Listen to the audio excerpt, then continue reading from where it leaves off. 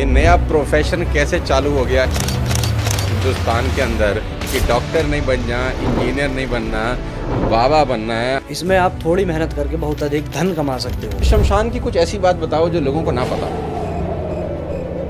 आम लोगों को यही नहीं पता है कि वहाँ जितने भी लोग अभी कांवड़ यात्रा पे निकलते हैं और पूरी भक्ति के साथ जल लेकर आते होंगे, अपना सब चलता है बाबा जी का प्रसाद समझ के। वो जो मृत व्यक्ति होता है, मृत व्यक्ति की जो आत्मा होती है, उसके कान में खुद तारक मंत्र फूकते हैं।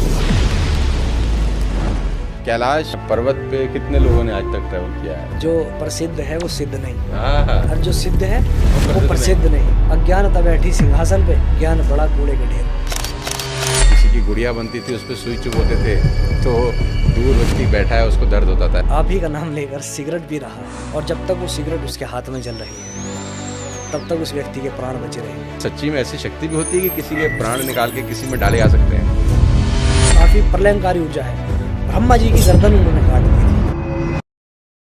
इतने सारे कुंभ में साधु सन्यासी गए, ये बीफ का एक्सपोर्ट क्यों होता है इतना हमारे देश से, जितना दुनिया में शायद कहीं नहीं होता? सत्यता हर किसी के सामने है, लेकिन कोई बोलता नहीं है। धर्म धंधा बन चुका है। सिद्धि साधना की क्लासेस देने लगे लोग ऑनलाइन। ऐसा क्यों है? मतलब एवरेस्ट पे तो चले गए बहुत सारे लोग। 1000 वर्ष तक पीपल के वृक्ष पे शुक्राचार्य जी ने जो है तपस्या करी थी। किसी ने किसी को देखा ऐसे कि ये तो बहुत ही सुंदर लग रहा है, और अचानक उसकी तबीयत इतनी बिगड़ गई कि मामला ही साफ हो गया। ये जो अभी हादसा हुआ है एयरलाइन का या कोरोना का, ये सब ऋषिकेश पंचांग जो काशी में छपता है कि उनकी इच्छा के बिना वहाँ से कोई न जा सकता है, वहाँ न वहाँ से कोई अपने घर लौट सकता है। तो ये कैसे माना जाएगा कि आप असली बाबा हैं? वो एक पुस्तक है तंत्र की, उसमें सब दिया गया है कि यदि आप इस विद्या का उपयोग। अभी तो बागेश्वर धाम बाबा जी के ऊपर भी लोग बातचीत कर रहे हैं। सबसे पहली बात तो वो कोई बाबा नहीं है। एक ब्राह्मण यदि 10,000 बार वंदन भोलेनाथ तुम्हारे कौड़ी नहीं खजाने में, 3 लोग बस्ती में बसाए, आप बसे वीराने में।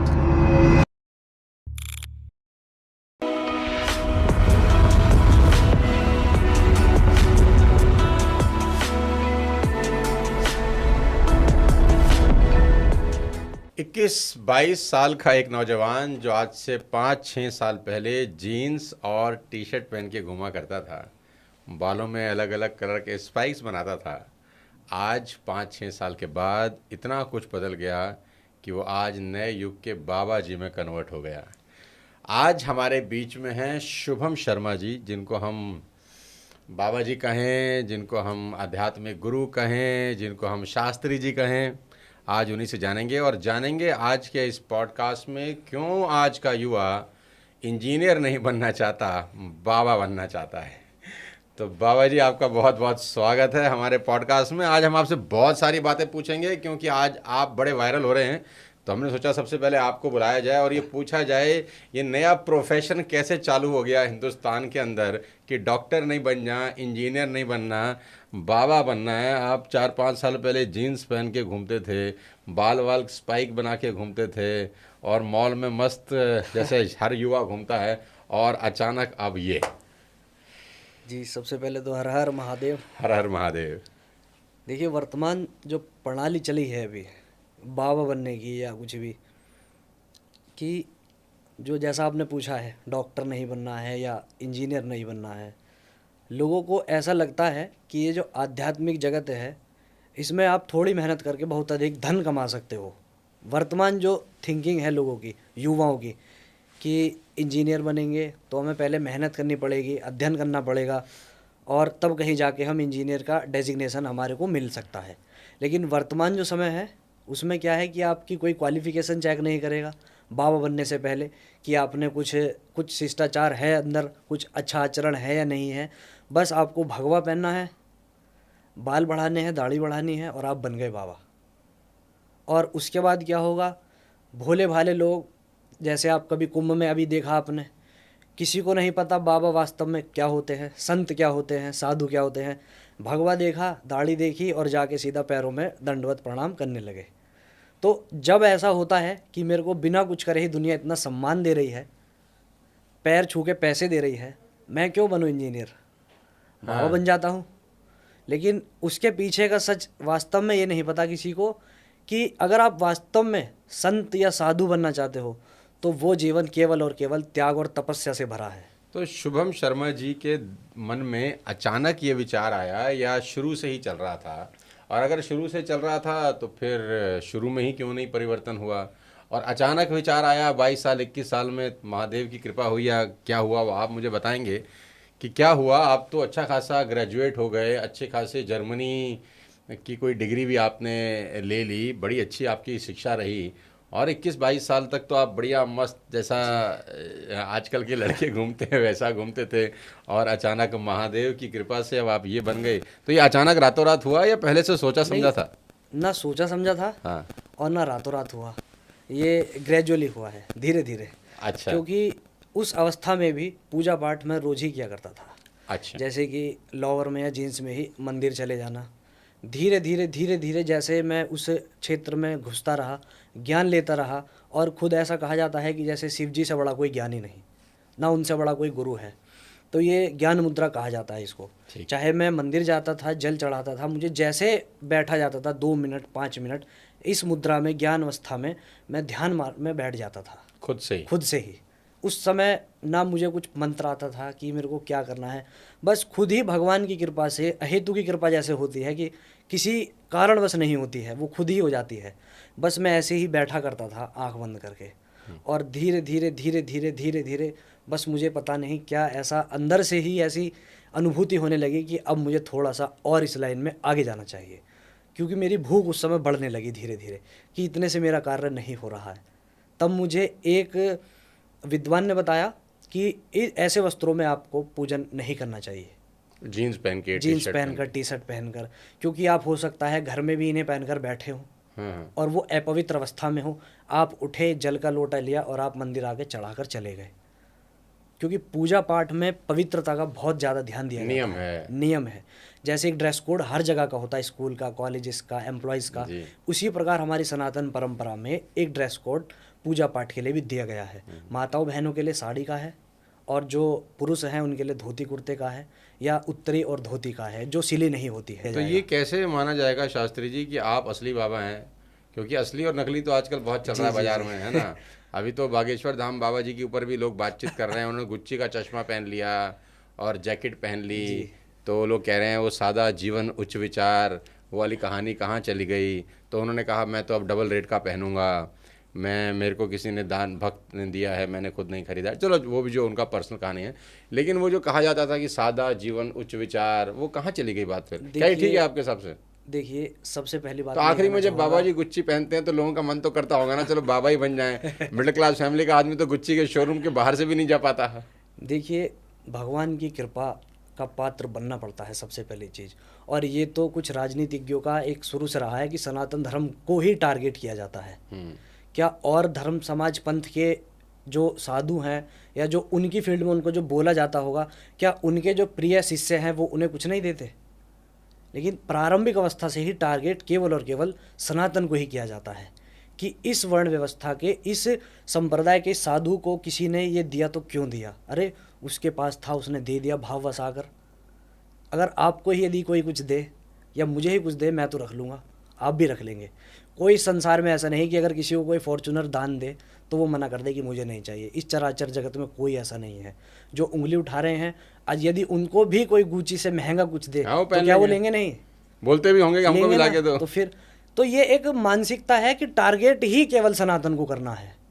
अरे चोर पहन सकता है गुच्ची, उचक्का पहन सकता है, डाकू पहन सकता है, तो बाबा जी क्यों नहीं पहन सकते? जो स्मगलर होते हैं, जो गलत काम करने वाला गुच्ची पहन ले तो कोई दिक्कत नहीं है। खुली जीप में अस्त्र लेकर चल रहे हैं, उन्हें तो कुछ नहीं, कोई उंगली उठा रहा, कोई ऑब्जेक्शन नहीं करता है। अत्याचारी गुच्ची पहन ले तो कोई दिक्कत नहीं है, कोई भगोड़ा गुच्ची पहन ले तो कोई दिक्कत नहीं है। भगवान का नाम लेने वाला पहन रहा है तो सबको समस्या हो गई। मेरे हिसाब से तो गलत है। इसमें मसला ये है कि हम ही उंगली उठाते हैं अपने समाज के लोगों पर। हाँ। कोई विधर्मी या विरोधी नहीं उठा रहा है। उनमें भी 90% बोलने वाले हिंदू ही समाज से हैं, भगवान को मानने वाले लोग ही हैं। हाँ, कि बाबा ने ऐसा पहना। तो सबसे पहली बात तो वो कोई बाबा नहीं है, वो कोई बाबा नहीं है धीरेन्द्र शास्त्री जी। वो एक युवा हैं और वो सनातन के लिए कार्य कर रहे हैं। ना तो उन्हें कोई साधु कहना उचित होगा और ना उन्हें बाबा कहना, सन्यासी कहना उचित होगा। वो एक कथावाचक है जी।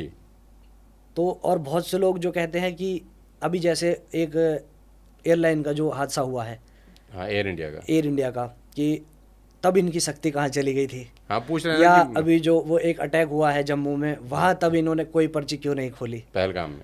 तो मैं ये कहना चाहूँगा कि जैसे एक वाईफाई की रेंज होती है ना, वाईफाई की रेंज होती है कि एक लिमिटेड एरिया तक ही वो काम करता है।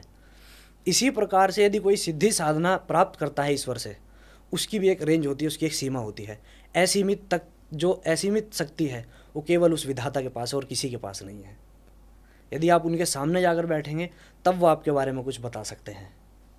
ऐसा नहीं है कि पूरे संसार सागर में क्या हो रहा है वो व्यक्ति बैठा हुआ बता देगा। ये फिर मैं कह रहा हूँ कि ये केवल और केवल टारगेट किया जाता है प्रारंभिक अवस्था से ही सनातन धर्म को, इससे अधिक ये कुछ भी नहीं है। कि उन्होंने महंगा पहना है तो क्यों पहना है, यदि वो घूम रहे हैं विदेश में तो क्यों घूम रहे हैं।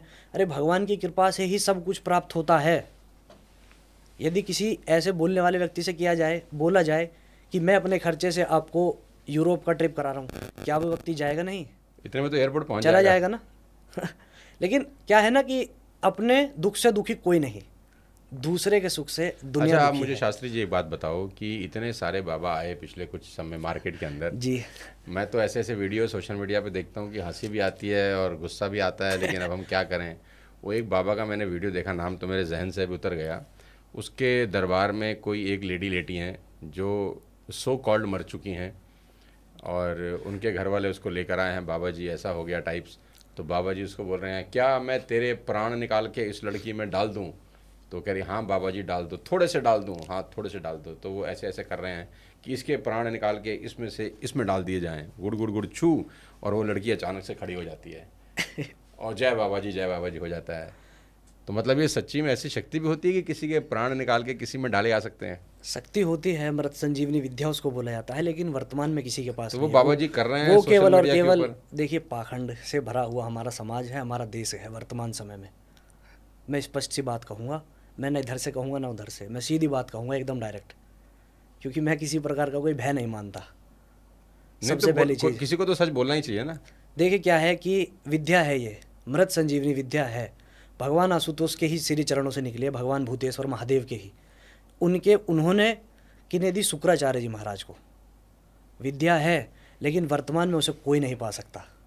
1000 वर्ष तक पीपल के वृक्ष पे उल्टे इस बल से शुक्राचार्य जी ने जो है तपस्या करी थी, तब कहीं जाके भगवान शिव ने प्रसन्न होकर उन्हें मृत संजीवनी विद्या का दान दिया था। वर्तमान में कोई कर सकता है ऐसा? कभी नहीं कर सकता। इतने वर्ष तक जी ही नहीं सकता। उल्टे लटक के विद्या तो बात बहुत दूर की है, इतने वर्ष तक कोई जी ही नहीं सकता। अब मतलब विद्या तो होती है, विद्या होती है, विद्या है निसंदेह, हमारे सनातन धर्म शास्त्रों में हाँ, एक से एक विद्या एक से है, एक विद्या। विद्या है। लेकिन उन्हें पाने के लिए त्याग चाहिए, तपस्या चाहिए, और वास्तविक उस गुरु का, उस ज्ञाता का हमें सानिध्य चाहिए जो हमें वो दे सकता है। लेकिन ये जो करते हैं तो आप लोगों का भी एक लॉबी होता होगा ना बाबा जी का। सब आप लोग उनको टोकते नहीं कि ये क्या मजाक उड़ा रहे हो धर्म का? जो पढ़े लिखे लोग देखते होंगे तो क्या संदेश मैं लेके जाते होंगे? अपने खुद के पर्सनल इंस्टाग्राम अकाउंट से खूब लोगों को सजग करता हूँ कि ये केवल और केवल पाखंड है, इससे दूर रहकर अपनी बुद्धि का उपयोग कीजिए। वास्तव में जो तंत्र होता है, वास्तव में जो तंत्र प्रणाली वो दिखा रहे हैं लोग इस समय, वास्तव में जो तंत्र होता है, जो उसके प्रणेता हैं, उसके ज्ञाता हैं, वो उस कार्य को पूरी तरह से गुप्त करते हैं, पूरी तरह से वो कार्य कॉन्फिडेंशियल होता है। वीडियो चल रहा है, वो सब पाखंड है। जो पब्लिक में आ गया है इस तरह का कोई गुप्त कार्य है, केवल और केवल वो पाखंड है। मैं फिर कह रहा हूँ, वो केवल और केवल पाखंड है। अरे एक बाबा जी वो हैं जो कहते हैं समोसा खा लो तुम्हारी ज़िंदगी ठीक हो जाएगी, तुम्हारी लाल चटनी आ रही है, हरी चटनी आ रही है। मैं तो कभी कभी सोचता हूँ यार कि ये तो कमाल ही हो गया कि प्रॉब्लम को सॉल्व करने का कितना सिंपल सरल तरीका है। देखिए हमारे समाज में जो स्त्रियां हैं प्रारंभिक अवस्था से ही वो भावनात्मक ज़्यादा है, हाँ, इमोशनल। ऐसे व्यक्ति को आप जैसे जिधर ले आना चाहो, वो बेचारा दुख में भाव में आकर कहीं भी चला जाएगा और आपकी कहीं भी किसी भी बात को मानकर उसको अपने ऊपर इम्प्लीमेंट करने लगेगा। लेकिन उसका जो नहीं तो ये धर्म जो के गुरु जो हैं, जो साधु समाज है, विरोध क्यों नहीं करते इनका कि ये क्या तमाशा है भाई, तुम्हारी वजह से सबका नाक कट रहा है यार? करते हैं कुछ महात्मा हैं जो करते हैं, कुछ ये जूना अखाड़ा से कुछ महात्मा हैं, अभी एक गिरी हैं, कोई उनका नाम भूल रहा हूँ मैं, सोशल मीडिया पर वो काफ़ी बोलते हैं अभी आजकल, कथावाचकों को भी बोलते हैं वो। लेकिन क्या है कि जो उन लोगों के साथ में पूरी चेन चली है, उन्हीं का पूरा एक ग्रुप चलता है, एक मीडिया हैंडलिंग चलती है, सब कुछ चलता है, तो इसलिए वो कुछ ज़्यादा मतलब स्प्रेड अभी वो शंकराचार्य सच्चाई जी ने हो नहीं स्टेटमेंट भी पाती। दिया ना, एयरलाइन के क्रैश होने के बाद जब रिपोर्टर रिपोर्ट कर रहा है कि गीता जल गई, गीता जल गई, उन्होंने बड़ी अच्छी बात बोली। उन्होंने बोला इसमें क्या बात होगी, गीता जल गई तो उससे फ़ायदा क्या हुआ हमें? फ़ायदा तब होता है जब सब बच जाते और गीता जल जाती। गीता बच गई तो उसका फ़ायदा क्या हुआ? ऐसा कुछ नहीं है, देखिए हर व्यक्ति अपने कर्म का भोग भोगता है, हो सकता है उन लोगों की मृत्यु ऐसी ही लिखी हो। नहीं, रिपोर्टर तो ये रिपोर्ट कर रहे थे ना कि देखो कितना अध्यात्म में कितनी ताकत है, सब जल गया लेकिन गीता नहीं जली, तो गीता नहीं ये जली, एक गीता नहीं प्रमाण, जली। यही एक प्रमाण दिया जाता है कि सनातन ही शाश्वत है और कोई शाश्वत नहीं, ना किंचित शाश्वतम। बार बार यही कहा जा रहा है वेद पुराण शास्त्रों में। जितना कुछ दिखाई दे रहा है इस संसार में, छोटे कीट से लेकर एक मानव तक, सब कुछ थोड़े समय का है, क्षणभंगुर है। बार बार यही चीख चीख कर विद्वानों ने कहा है, ना किंचित शाश्वतम। और ये जो ऐसे हादसे में मृत्यु होती है, ये उसका प्रमाण है कि गीता सनातन धर्म शास्त्र से जुड़ा हुआ बहुत बड़ा एक हमारा उपहार है, हमें जो मिला है ऊपर वाले की कृपा से, वही बचा है, बाकी सब चले गए हैं। तो इसका सीधा सा यही प्रमाण क्या उन लोगों को नहीं मिल पा रहा है कि जो शाश्वत है वही बचेगा? आदि अंत मध्य में सत्ता केवल एक ही की विराजमान है ना, उस परम प्रभु की। लेकिन शास्त्री जी सवाल तो फिर वही है ना कि गीता अगर बच भी गई ठीक है, तो उससे हमारे को और आपको फ़ायदा क्या हुआ? मतलब लोग जो सवाल उठा रहे हैं उनका तो यही कहना है कि अच्छा होता कि गीता जल जाती ठीक है, और 250 लोग बच जाते। ऐसा नहीं हो सकता। फूल, वो कह रहे हैं फूल से बच्चे जल हर गए। व्यक्ति अपने अपने कर्म का भोग कहाँ भोगता है? नहीं नहीं, उनका कहना ये भक्त, था कि जो जर्नलिस्ट ठीक रिपोर्टिंग है, कर रहे हैं हाँ, वो इतनी बड़ी बात इसको बता रहे हैं कि गीता नहीं जली, गीता नहीं जली, गीता नहीं जली, तो उनका सिर्फ इतना सा कहना था कि ये कोई बहुत बड़ी चीज़ नहीं है। अच्छा तब होता गीता जल जाती और 250 लोग बच जाते। अभी बद्रीनाथ में रिसेंट में बस गिरी है, आपने वीडियो भी देखी होगी, छोटा बच्चा चीखता हुआ कह रहा है, हे बद्रीनाथ तुमने क्या किया, हे बद्रीनाथ तुमने क्या किया। तो वो बालक मुझे दिख रहा है, आपको दिख रहा है, शायद जो सोशल मीडिया पर देखे उन्हें दिख रहा है, लेकिन उस परम प्रभु की नज़र में केवल एक जीवात्मा है जो अपने प्रारब्ध के कर्मों को भोगता है। उसमें कहीं ये नहीं है कि उसका फ़ायदा क्या हुआ। भक्त प्रहलाद भी तो थे, वो अपने पिता के दुश्मन की ही इतनी सेवा करते थे, इतनी पूजा करते थे, वो भी तो कहीं ना कहीं अपना कर्म भोग रहे थे ना, अपने पिता को ऐसा रूप में पाकर। सब व्यक्ति अपने कर्म का प्रारब्ध का भी तो लेकर आते हैं कि उनकी मृत्यु ऐसे होगी। मुझे नहीं पता मेरी मृत्यु कैसे होगी, आपको नहीं पता। मेरे मरने के पश्चात कोई पीछे से कहने लगे कि क्या फ़ायदा इतनी भक्ति का शिव जी की जो तुम्हें बचा नहीं पाए। क्या सब मार्कंडे बन जाएंगे कि अगर कोई शिवलिंग को लपेट कर बैठ जाए तो भगवान शिव उसकी रक्षा करने आ जाएंगे? ये तो एक शाश्वत सत्य ये है कि जिसने मानव ध्येय लिया है, नाम लिया है, उसे जाना ही जाना होगा। इसमें कोई फ़ायदे की या नुकसान की बात ही नहीं है। अरे शास्त्री जी चलो छोड़ो, शिव जी की बात करते हैं। जो सबसे इम्पोर्टेंट बात है, जो मुझे बड़े मन से आपसे पूछना भी चाहता हूँ, जी, आप भगवान शंकर के बारे में कुछ बताएं हमको। देखिए मेरे अंदर उतनी नहीं, सामर्थ्य जो नहीं है जो कि हम मैं उनके बारे में चर्चा तो कर ही जी, सकते हैं जी, अपने ईश्वर की। जी। जैसा कि सब जानते हैं वो बहुत दयालु हैं, परम दयालु हैं, दयालु के भी भोले दयालु बाबा हैं, हैं। भोले हैं और औखड़दानी है। जो जो मांगता है दे देते उसे दे देते हैं। अभी श्रावण मास प्रारंभ हो रहा हाँ, है, हाँ। उन्हीं का महीना है। भगवान नारायण शेष अपनी जो है अपनी निद्रा में चले जाते हैं, तब सारी सृष्टि का जो कार्यभार है भगवान शिव जी के ही हाथ में होगा। ऐसी अवस्था में उन्हें जितना जल से स्नान कराया जाए भगवान उतना प्रसन्न होते हैं। और रही बात उनके बारे में कुछ बात करने की या उन्हें जानने की, जैसा मैंने आपको भी ऑफ कैमरा भी बताया था कि एक ब्राह्मण यदि 10,000 बार भी वेद का पारायण करता है, वेद का पाठ पढ़ता है, तो भी शिव जी को नहीं जान सकता। शिव जी एक वो जैसा लोग जानते हैं वो शिव नहीं है। शिव वो नहीं है जैसा लोग जानते हैं उन्हें पूजते हैं। शिव एक तत्व है जो आपके और मेरे भीतर पैदा है, बस हमें उसे जागृत करना है। और वो तत्व क्या है? सत्य भाषण। हमें सत्य बोलना चाहिए। वो शिव जी का स्वरूप हमारे भीतर विद्यमान है, बस हमें उसे केवल थोड़ा सा तप करके जागृत करना है।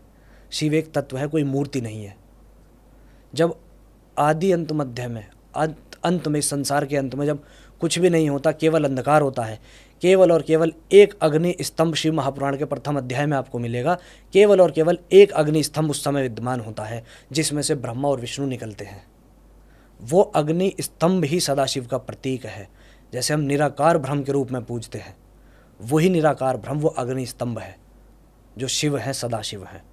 और जब देवताओं के आग्रह पर अपने वो शरीर में अपने साकार रूप में आते हैं, तब हम उन्हें शंकर कहकर उच्चारण करते हैं। अभी कांवड़ यात्रा भी स्टार्ट हो जाएगी जी।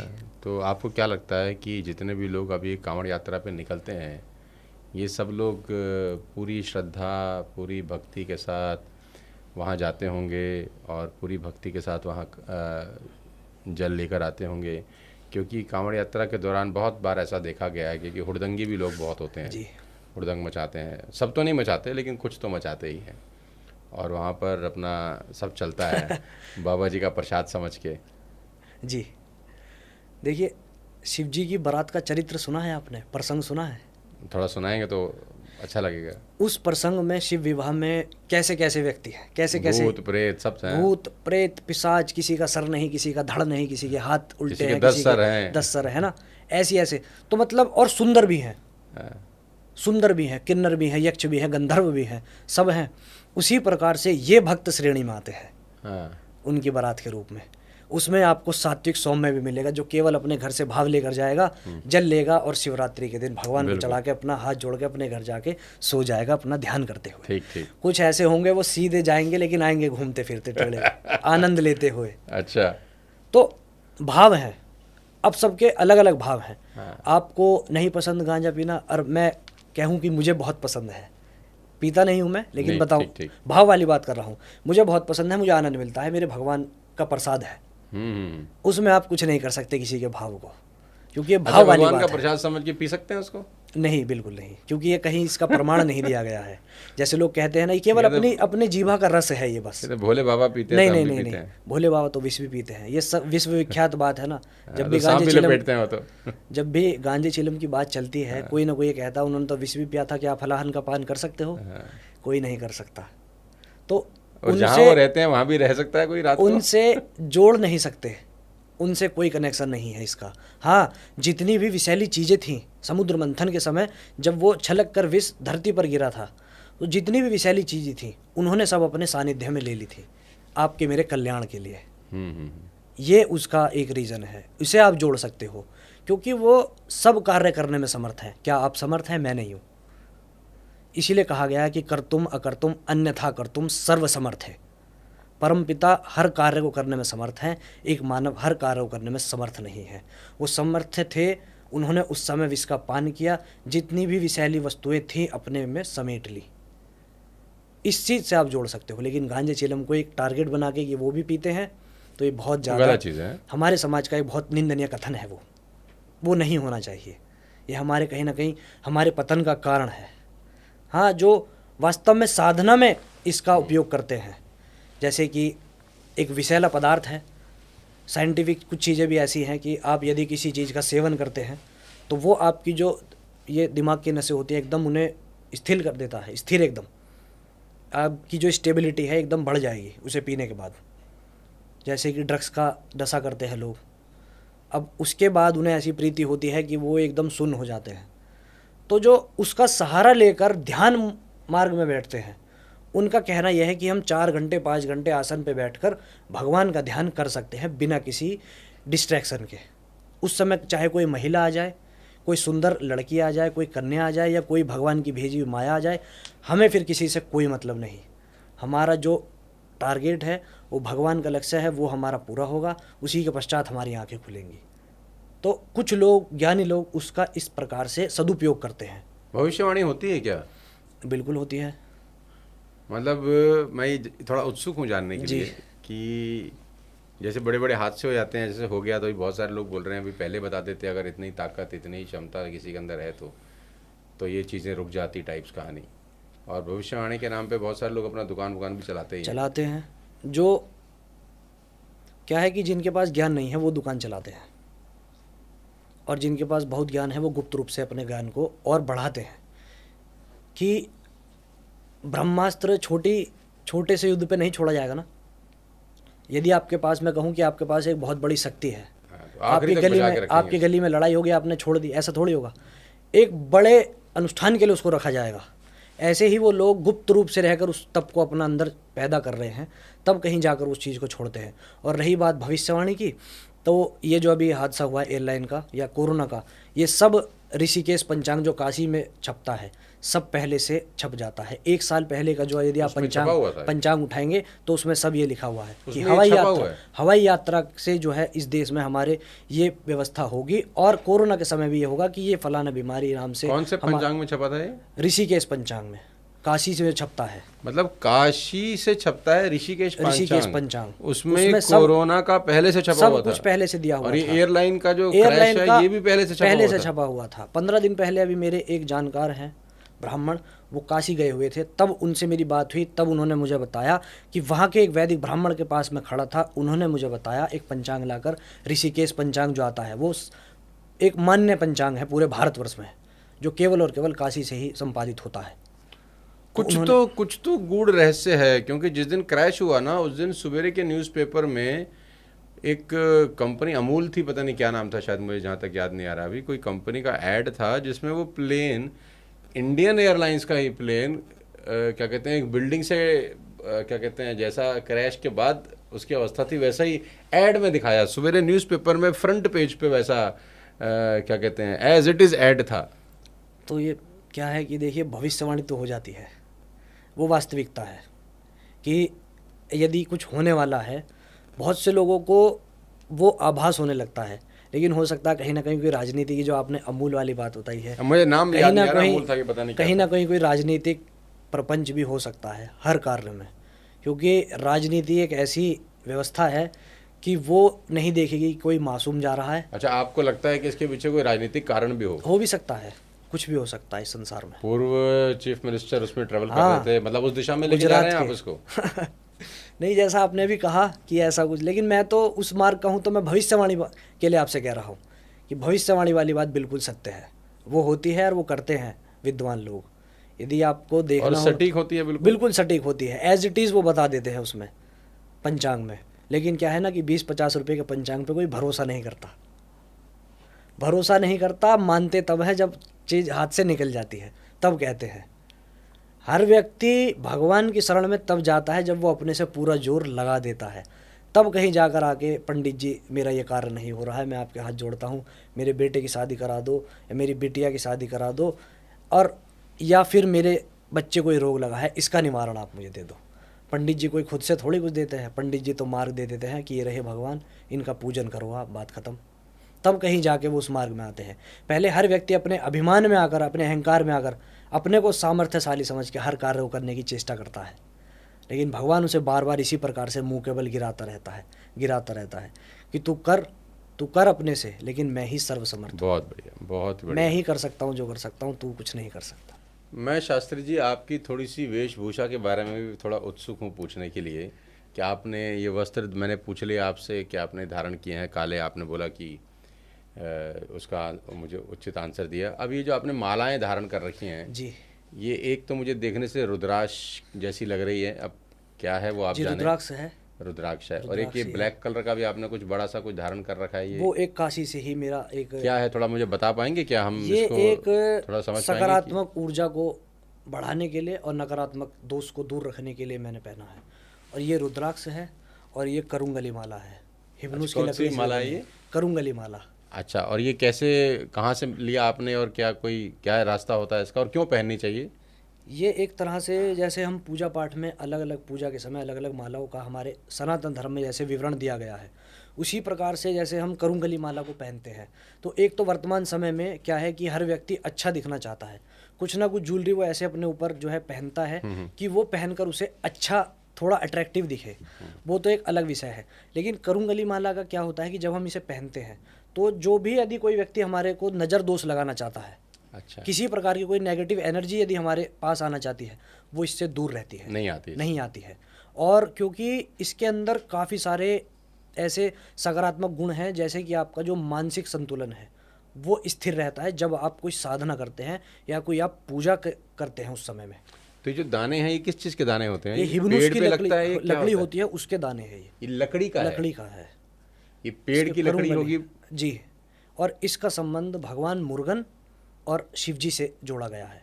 मुर्गन यानी कि जो शिव जी के पुत्र हैं भगवान कार्तिकेय, ये दक्षिण भारत में इसका बहुत ज़्यादा प्रचलन है। अच्छा, हमारे नॉर्थ में बहुत कम लोग अभी तो इसको लकड़ी जानते हैं। काटते हैं, लकड़ी काट के इस तब आकार ये देते हैं आकार ये? दिया जाता है, तब इसको हम पहनते हैं। अच्छा, नज़र दोष किसी भी तरह का हो, नजर वो दोष इससे लगता दोष है क्या वैसे? बिल्कुल लगता नजर है, लगती है किसी को बिल्कुल लगती है, कि यार बिल्कुल तू तो बड़ा सुंदर लग रहा है, अगले दिन बिल्कुल बीमार हो बिल्कुल गया वो? बिल्कुल बिल्कुल। ऐसा होता है? विज्ञान भी मानता है ना कि नेगेटिव एनर्जी है और पॉजिटिव एनर्जी है, हाँ, मानता है ना विज्ञान भी। तो विज्ञान को तो एक बार को हो सकता है हमारे समाज के, हमारे एज के लोग सनातन की या धर्मशास्त्र की जुड़ी हुई किसी चीज़ को नकार दें, लेकिन विज्ञान को सब मानते हैं ना। तो विज्ञान भी ये मानता है कि नेगेटिव भी है, पॉजिटिव भी है। इसी प्रकार से नज़र दोष भी होता है। ये कितना प्रभावशाली हो सकता है? कि ऐसा भी मैंने सुना है कि किसी ने किसी को देखा है ऐसे कि ये तो बहुत ही सुंदर लग रहा है, और अचानक उसकी तबीयत इतनी बिगड़ गई कि मामला ही ये साफ हो गया। बिल्कुल होती है, मैं अपने से बता सकता हूँ, मेरे साथ हो जाता है। हम तो जब छोटे थे, हमारे पिताजी वो मिर्ची रखते थे हाँ कि यार, हम बोलते तबीयत ठीक नहीं है तो बोलते थे ओहो तुझे नज़र लग गई है, जी। बैठ। तो वो 7 मिर्ची ली, वो डंडी वाली मिर्ची, घुमा और के। घुमाई, फिर उसको जला दी, तो वो मिर्ची में स्मेल नहीं बिल्कुल आती भी थी, धसका नहीं लगता और है। कागज की माफिक वो जल सब- जाती थी पूरी। वैसे मिर्ची आप जलाएंगे तो आप बैठ नहीं सकते। बैठ नहीं सकते। यही देखिए सार है। इसी से आप समझ लीजिए कि जिस मिर्च को आप यदि जलाते हैं, हाँ, वो आपको बैठना मुश्किल कर possible देगा, ही है ना। नहीं है। यदि यहाँ पे एक भी जल जाए तो सब बाहर भाग है जाएंगे। ना, इतना धुआं उठेगा।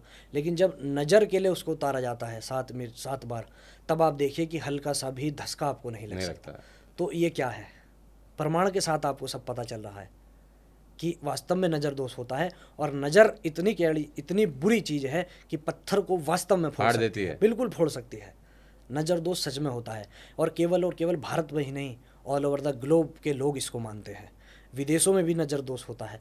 बस क्या है कि वो लोग, उन लोगों का तरीका अलग है, उन लोगों के देवी देवता अलग हैं, उन करने की रेमेडीज़ अलग हैं, लेकिन होता वहाँ भी है। ऐसा नहीं है कि केवल भारतवर्ष में ही नज़र दोष होता है, और वो लगती सबको है। और ये अच्छे लोगों की भी लग जाती है, ऐसा नहीं कि खाली बुरे लोग होते हैं। माँ बाप की बच्चों को लग जाती है, बड़ा अच्छा लग रहा है, बीमार हो गया शाम तक। देखिए क्या होता है कि काफ़ी बार ऐसा होता है जब कोई प्रेम से भी हो जाता जब है। कोई ऐसे बॉडी बनाता है ना, हाँ। जब जिम करते हैं, तो काफ़ी बार क्या होता है कि खुद की बॉडी देखकर शीशे में उनको अच्छा सा लगता है कि मतलब अच्छी बॉडी हो रही है, तो खुद की नज़र भी लग जाती है। खुद की भी लग जाती है। तब आप देखेंगे थोड़े समय बाद आपका क्या है कि वर्कआउट के लिए मन नहीं कर रहा है, या पूजन में बैठे हैं तो आपके शरीर में थोड़ा आलस्य भर गया है, खुद की भी नज़र लग जाती है। वो क्या है ना कि इसको एक तरह का मैनिफेस्टेशन भी आप बोल सकते हैं, जैसा आप उस समय सोच रहे हो, है ना, यार अच्छा लग रहा है सब कुछ गलत ना हो, वही गलत आपके साथ घट जाता है थोड़ी सी रूप में। वो एक तरह का मैनिफेस्टेशन भी है, जो हम सोच रहे हैं वो वास्तव में हमारे साथ घट भी गया है। तो ठीक है, ये तो आपने बताया, ये मुझे समझ में आ गया, किसी एक पेड़ की लकड़ी का है, जी। नज़र दोष से ये बचाता है। आपने हाथ में भी कुछ पहन रखा है, ये मोटा सा, यही है, इसी वजह से है ये भी उसी का रूप है। यही करुंगली का बड़ा रूप है, मतलब अच्छा, तो थोड़ा आप बड़ा, ये गले 24 बड़ा। घंटा पहन के रखते हैं या इसको उतार नहीं, देते इसको हैं? पहनने का यही नियम है कि इसको जब आप पूजा पाठ करें या कहीं अपनी यात्रा पर हैं तब तब वो धारण पहनें। करना। सोते समय आप, शयन के समय उतार सकते हैं, शौच के समय उतार सकते हैं। जो भी कार्य ऐसा है जो जिसमें हमें इन्हें नहीं पहनना चाहिए, तब उतार देना चाहिए। यात्रा पे, पूजन के समय हमें इन्हें तो permanent ये पहनना कहाँ से मिलता है, आपने कहाँ से खरीदा है? ये मैंने सनातनी.in करके एक वेबसाइट अच्छा, है, वहाँ जहाँ से से लिया। मुझे ओरिजिनल, मैं जब भी खरीदा है वहीं से ही मैंने सब कुछ परचेज किया है। ये सनातनी.in। सनातनी.in, वहाँ से अच्छा। अच्छी, मतलब जो है क्वालिटी, मैंने खुद मैंने पहना है, तब मुझे कहीं जाकर विश्वास है कि हाँ। और ये original ब्लैक है। वाला जो बड़ा बड़ा है, ये क्या है? ये काशी से एक मेरे जानकार, एक मित्र हैं, उन्होंने मुझे एक प्रेम स्वरूप भेंट किया था। अच्छा, काशी से? जी, काशी ये का क्या है। लकड़ का है, कपड़े ये का है? धागा है। अच्छा, धागे धागा की है भी ये। अच्छी माला है। हाँ, ये भी नज़र दोष के लिए ही, और एक सकारात्मक, क्या है ना कि मैं आपको बताता हूँ तो आपको personally। लगती है नजर? जी। हाँ?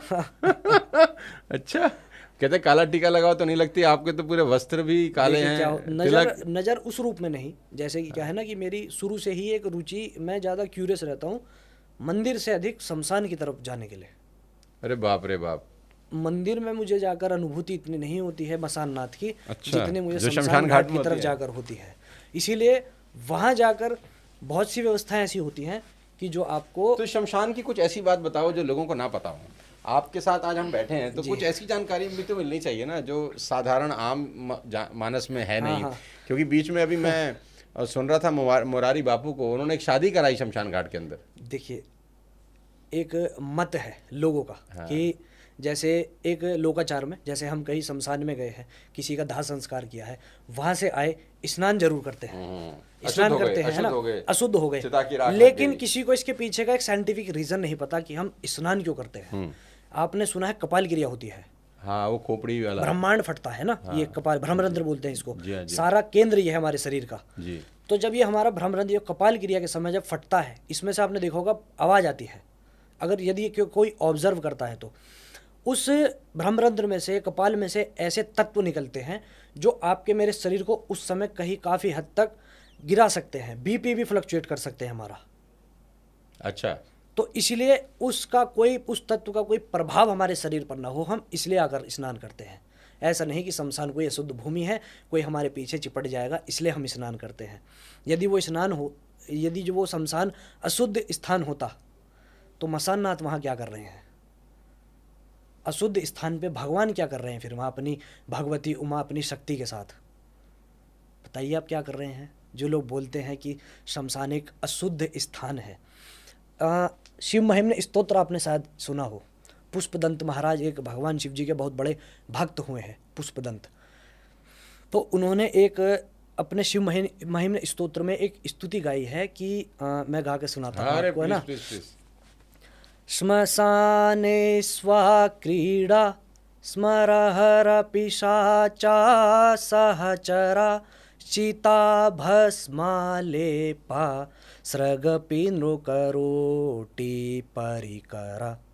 इसका मतलब क्या है?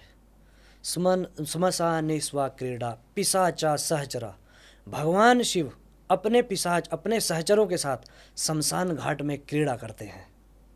अच्छा। और उनका जो भस्म है, जो उनका अंगराग है, वो उनका भस्म, उनका श्रृंगार है, जो चिता की भस्म अपने शरीर पर लगाए हैं। तो उसके लिए क्या कहा गया है कि वो स्वरूप उनका अमंगल सा दिखता हुआ भी स्मरण करने वाले के लिए मंगल में साबित हो जाता है। यदि कोई व्यक्ति भगवान शिव जी के ऐसे रूप को देखकर भी उनका स्मरण कर लेता है तो वो उसके लिए भी मंगलकारी है। तो जब भगवान शिव वहाँ क्रीड़ा करते हैं अपने सहचरों के साथ, अपने भूत प्रेत पिशाचों के साथ, तो वो स्थान कैसे अशुद्ध हो सकता है? आप ही बताइए। कोई ऐसी चीज़ बताइए ना शास्त्री जी जो हमको, आम जनता को ना पता हो शमशान के बारे में। शमशान के बारे में आम लोगों को यही नहीं पता है कि वहाँ कौन सा देवता विद्यमान होता है, हमेशा विद्यमान होता है। वो तो शंकर जी के बारे में मालूम है सबको। शंकर जी का कौन सा रूप वहाँ पर विद्यमान होता है? क्या वो शक्ति सात्विक होती है या तामसिक होती है, या जो मंदिर में जिसका तेज ज़्यादा है या शमशान में उसका तेज ज़्यादा है? हर व्यक्ति शमशान घाट जाता है। एक आम व्यक्ति की मैं बता रहा हूँ, साधक की नहीं। आम व्यक्ति क्या करते हैं? महिलाएं जाती नहीं हमारे सनातन धर्म में, जी जी। पुरुष जाते हैं, गए, दाह संस्कार हुआ, हाथ धोए और आ गए। वो कुछ उस समय वहाँ करते हैं? नहीं, कुछ नहीं। महसूस करते हैं कुछ? ना। कुछ भी नहीं करते।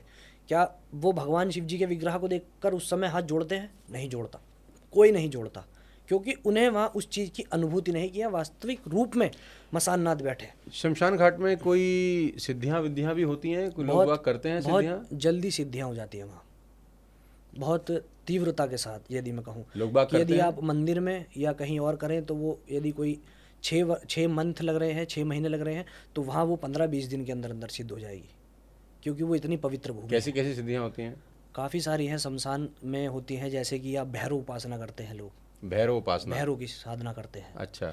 और क्योंकि भगवान शिव जी का जो उग्र रूप है वो भगवान भैरव है, अच्छा। जो काशी के कोतवाल भी कहे गए हैं। भगवान शिव जी का जो उग्र एकदम रूप है, जो मृत्यु को भी जीत लेता है, समय का भी बाप है, समय का भी काल है, समय को भी जीत लेता है, वो रूप भगवान शिव जी का वहाँ विद्यमान होता है। तो बहुत से लोग रात्रि काल में वहाँ पर साधना भी करते हैं। लेकिन वर्तमान समय में क्या है कि जो मोस्टली जो शमशान घाट हैं, संध्या के पश्चात उन्हें बंद कर दिया जाता है, इसी कारण से, ताकि सिद्धि ना कर सके, सिद्धि कोई ना कर सके, कोई गलत कार्य ना कर सके। किसी गलत चिता कार्य के भी साथ होते हैं? बिल्कुल होते हैं। जैसे कि किसी की चिता जल रही है और कोई व्यक्ति आकर वहाँ अपना कोई अनुष्ठान कर रहा है, अपना अनुष्ठान मतलब कर रहा है कि कोई सिद्धि करने लगा है उस जलती हुई चिता पर, उस शव के ऊपर, उस शव के ऊपर। तो जो व्यक्ति वहाँ शमशान का होल सोल है, सब देख रहा है, उसकी जिम्मेदारी है ना कि पूरा हमारा जो एक समाज आकर जलाकर गया है एक मृत को, कि पूरा उसका जो शरीर है पूरा सुबह तक जल जाना चाहिए। लेकिन उसी बीच में यदि कोई वहाँ थोड़ा सा पीस उठाकर उसका ले जाता है, उसी शव का, उसी शव का, तो उसका पाप का भागीदार भी तो वो व्यक्ति है ना जो वहाँ तो पर उस शव का पीस उठा के ले जाने से कोई सिद्धि भी होती है? सिद्धि साधनाएं करते हैं ना लोग उन मृत व्यक्ति से भी। वो भगवान को उस रूप में पूजते हैं जब भगवान को एक तामसिक रूप में देखा जाता है। तो तामसिक रूप में फल फूल तो कोई चढ़ाएगा नहीं, ऐसा ही सब कुछ चढ़ाया जाता है, अरे रक्त बाप चढ़ाया रे बाप। जाता है, बलि होती है, यही सब कुछ चढ़ाया जाता है उस समय में। क्योंकि सात्विक मार्ग बहुत अलग है, तामसिक मार्ग में यदि आपको जाना है तो यही सब क्रियाएं हैं जो करनी और पड़ती है, शमशान घाट में यही सब क्रियाएं हैं जो करनी पड़ती है। आप वहाँ ज़रूरी नहीं है कि कोई साधना करने जाओ, आप काशी मणिकर्णिका घाट जाओ, वहाँ जाकर आप खुद से अनुभूति करोगे कि वहाँ वास्तव में कोई है। भगवान मसान नाथ के लिए कहा जाता है कि वो जो मृत व्यक्ति होता है, मृत व्यक्ति की जीवा जो आत्मा होती है उसके कान में खुद तारक मंत्र फूंकते हैं, तब कहीं जाकर काशी में मरने वाले या मणिकर्णिका घाट पे मरने वाले व्यक्ति को जो है मोक्ष प्राप्त होता है। खुद भगवान शिव भगवान मसान नाथ के रूप में वहाँ विद्यमान है और मृत आत्मा के कान में वो जो है तारक मंत्र फूका करते हैं, तब कहीं जाके व्यक्ति वहाँ पे मोक्ष की प्राप्ति करता है। कितने लोग ऐसे हैं जो वहाँ मरने से पहले ही आश्रम बना कर रखते हैं कि हम मरने से कुछ समय पहले, कुछ क्षण पहले ही वहीं उस जाएंगे, आश्रम में जाएंगे तो हमारा मरण वहाँ काशी में अपना हो जाए, आखिरी समय निकालेंगे। बस। तो ये सब मान्यता है। क्या क्या नहीं करना चाहिए शमशान घाट में? क्या नहीं करना चाहिए? हाँ, कि लोग बाग जाते हैं संस्कार में, जी ये नहीं करना चाहिए या ये तो बिल्कुल नहीं करना चाहिए। देखिए, एक तो सबसे पहली चीज़ जो शमशान में, ये आम आदमी जो जाता है, जो साधक है, या तो उन्हें सब कुछ पता होगा। जो एक आम आदमी जाता है वो कुछ इधर उधर का कार्य ना करे वहाँ पे। जैसे कि कोई भी उस समय जब तक वो वहाँ विद्यमान है, जब तक विद्यमान है, कोई ऐसी बात ना करे कि जो भगवान को बुरी लगे, कोई ऐसा आचरण ना दिखाए जो वहाँ पे भगवान को बुरा लगे, कि अपना कोई अहंकार दिखाने लगे। होता है ना कि बहुत से लोग व्यक्ति होते हैं कि हमारे घर का ये व्यक्ति आया है, इसको इतने अच्छे से जो है आप सब कुछ करो, ज़्यादा घी डालो या ऐसी व्यवस्था करो, तो उसका अहंकार उस समय वहाँ नहीं झलकना चाहिए। क्योंकि भगवान शिव जी के लिए कहा गया है कि आप उन्हें कुछ भी चढ़ाओ, वो व्यक्ति के अहंकार का भक्षण बहुत जल्दी करते हैं। तो उस धरा पे जाके सबसे पहला जो आपके अंदर शून्यता का भाव आ जाना चाहिए कि यहाँ आके सब मौन है। लेकिन बहुत से व्यक्ति आपने भी पर्सनल भी देखा होगा कि वहाँ जाकर भी अपनी मकड़ में रहते हैं, उन्हें कोई मतलब नहीं है किसी से भी। वो एक फॉर्मेलिटी के लिए किसी व्यक्ति के उसमें अंतिम क्रिया में आए हैं, आके अपने फ़ोन में लगे हैं, कोई वीडियो भी बना लेता है, कोई अपना इधर उधर जाके अपना कार्य भी कर रहा है, वो उधर से चले जाते हैं।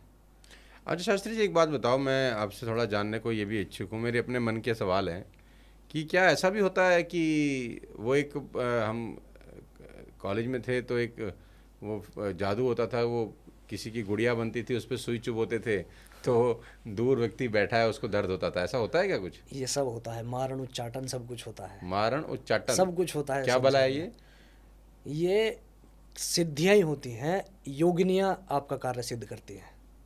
लेकिन अच्छा, थोड़ा समझाओ आपको हमको। उन्हें पहले साधना पड़ता है, ये मैं पहले ही बता देना चाहता हूँ। लेकिन कि ये कार्य गृहस्थ आश्रम वाले लोगों के लिए बिल्कुल नहीं बने हैं। गृहस्थ आश्रम वाला व्यक्ति केवल और केवल देवी देवताओं के सौम्य रूप की उपासना करे।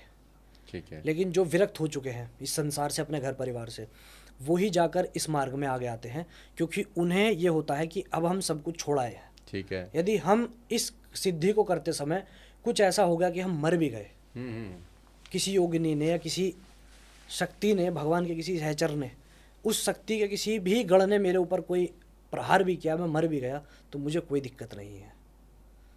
तो गृहस्थ वाले लोग ये बिल्कुल नहीं कर तो सकते। क्या होता है ये सिद्धि, इसमें क्या होता है? इसमें क्या करते हैं कि एक समाज पंथ के एक विश्वविख्यात या कोई अच्छे ज्ञाता, एक पहले तो गुरु का चयन किया जाता है। तब वो गुरु कहीं जाकर एक देवी की, या जो भी उनका आराध्य होता है, इस मार्ग की केवल एक ही देवी हैं, वो है देवी भगवती काली। क्योंकि तंत्र की अधिष्ठात्री देवी हैं देवी काली, और अधिष्ठात्र देवता है भगवान शिव। उन्हीं के श्री चरणों से निकला है तंत्र। तंत्र एक कोई ये नहीं है कि एक, जैसा अभी आप सोशल मीडिया पे देखते हो, नींबू उड़ा दिया, गले में हड्डी पहली, तो तंत्र है। तंत्र एक व्यवस्था है, मैनेजमेंट। जैसा आपने सुना भी होगा डेमोक्रेसी, प्रजातंत्र। तो क्या इसमें आपने कुछ ऐसा अनुभव किया है कि प्रजातंत्र जो हम सुन रहे हैं इसमें कोई तांत्रिक क्रिया हो रही है? नहीं नहीं, तंत्र तो आया है, लेकिन इसमें आया है। फिर इसमें क्रिया क्यों नहीं हो रही? कोई विचार नहीं करता। क्योंकि तंत्र वो वाली चीज़ है नहीं जो लोग समझते हैं। तंत्र एक मैनेजमेंट है, एक व्यवस्था है। जैसे कि डॉक्टर क्या करते हैं, उन्हें पता होता है कि इस सिरप में इतना % अल्कोहल है, रिकमेंड करते हैं ना, ये वाला सिरप पी लीजिए आप, उन्हें पता है कि कितना रेशो इस व्यक्ति के शरीर में जाके इसको ठीक कर देगा। उसी प्रकार तंत्र के जो ज्ञाता होते हैं उन्हें पता है कि कितनी मात्रा में इस व्यक्ति को ज्ञान देना है और ये उसे आगे समाज का कल्याण कर सकता है, वो कार्य सिद्ध करते हैं। ऐसा नहीं कि मैंने सिद्धि ले ली और मैं आपका बुरा करने बैठ गया। लेकिन लोग बाग तो करते हैं ना बुरा समय है ना, कलयुग है ना, प्रभाव है कली का। तो क्या होता है, ये सिद्धि सिद्ध करी जाती है, फिर क्या वो उसका गुड़िया बनाते हैं, क्या बनाते हैं उसका? वो फिर देखिए ऐसी ऐसी भी सिद्धियां हैं, मैंने सुना है भैरव जो सिद्ध कर लेते हैं। हाँ। कि यदि कोई व्यक्ति आप ही का नाम लेकर सिगरेट पी रहा है, मेरा नाम लेकर, हाँ, या समझ लीजिए कोई एनोनिमस बंदा है, कोई उसका नाम लेकर सिगरेट यदि पी रहा है और जब तक वो सिगरेट उसके हाथ में जल रही है तब तक उस व्यक्ति के प्राण बचे रहेंगे। जैसे ही सिगरेट खत्म हुई और फेंकी, उस व्यक्ति के शरीर से प्राण उसके खींच ले जाएंगे, चाहे वो कहीं पर भी कहीं भी पूरे भारतवर्ष में, संसार सागर में कहीं भी वो व्यक्ति हो। सिद्धि साधनों में इतनी शक्ति है। दोबारा बताओ, सिगरेट क्या बोला आपने? यदि वो सिगरेट फूंक रहा है, पी रहा है, किसी एनोनिमस बंदे का नाम लेकर, है फलाना जगह का ये नाम है, ये उसका नाम है, यहाँ वो रहता है, इस बंदे के नाम का मैं ये कार्य कर रहा हूँ, इसका प्राण जाने चाहिए, ऐसी ऐसी साधनाएं भी लोग करते हैं। इतने वो सिगरेट पी रहा है, इतने उस व्यक्ति के शरीर में प्राण है, जैसे ही वो सिगरेट खत्म हुई उस व्यक्ति के शरीर से प्राण चले गए, वहीं खत्म हो जाएगी, खत्म हो जाएगा। वो सिद्धि है, सिद्धि है, ये साधना है। लेकिन मैंने आपसे क्या बताया पहले कि इसका उपयोग प्रारंभिक अवस्था से ही भगवान शिव जी ने माता पार्वती जी को जो इसका ज्ञान दिया है, यही बताया है कि इसका उपयोग केवल और केवल समाज के कल्याण के लिए करना चाहिए। इसमें कल्याण क्या होगा? लेकिन क्या है ना कि हर व्यक्ति शक्ति पाने के बाद अपनी शक्ति के मद में अंधा हो जाता है। व्यक्ति आपने देखा होगा, पहले ज़माने में कोई बहुत राजा है, उनके पास बहुत भारी सेना है, वो किसी भी अपने से छोटे राज्य पर जाकर आक्रमण करके उसको अपने अंडर में ले लेते थे, वो भी पाप था ना। तो इसी प्रकार वर्तमान समय में क्या है कि वो उस शक्ति को अपने अंदर ले लेते हैं और उसका गलत फ़ायदा उठाते हैं, गलत कार्य करते हैं, लेकिन उन सब का अंत बहुत बुरा होता है। ऐसा कहा जाता है कि जो इस शक्ति का सदुपयोग ना करके दुरुपयोग करते हैं कि उनकी पीढ़ियाँ खत्म हो जाती हैं।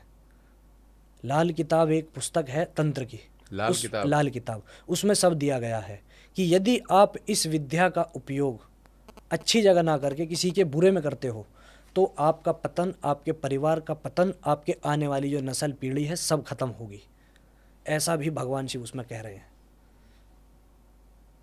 लेकिन होता है सब? हाँ, होता सब कुछ है। यदि हम यहाँ अभी साउथ में बैठे हैं, यदि हम यहाँ भी नॉर्थ में बैठे हैं, तो साउथ भी एग्जिस्ट कर रहा है ना, लेकिन हम उसे नहीं देख रहे वहाँ क्या हो रहा है। तो यदि हमारी नज़र में नहीं आ रहा तो क्या वो एग्जिस्ट नहीं कर रहा है? कर रहा है, बस हम यहाँ बैठे हैं।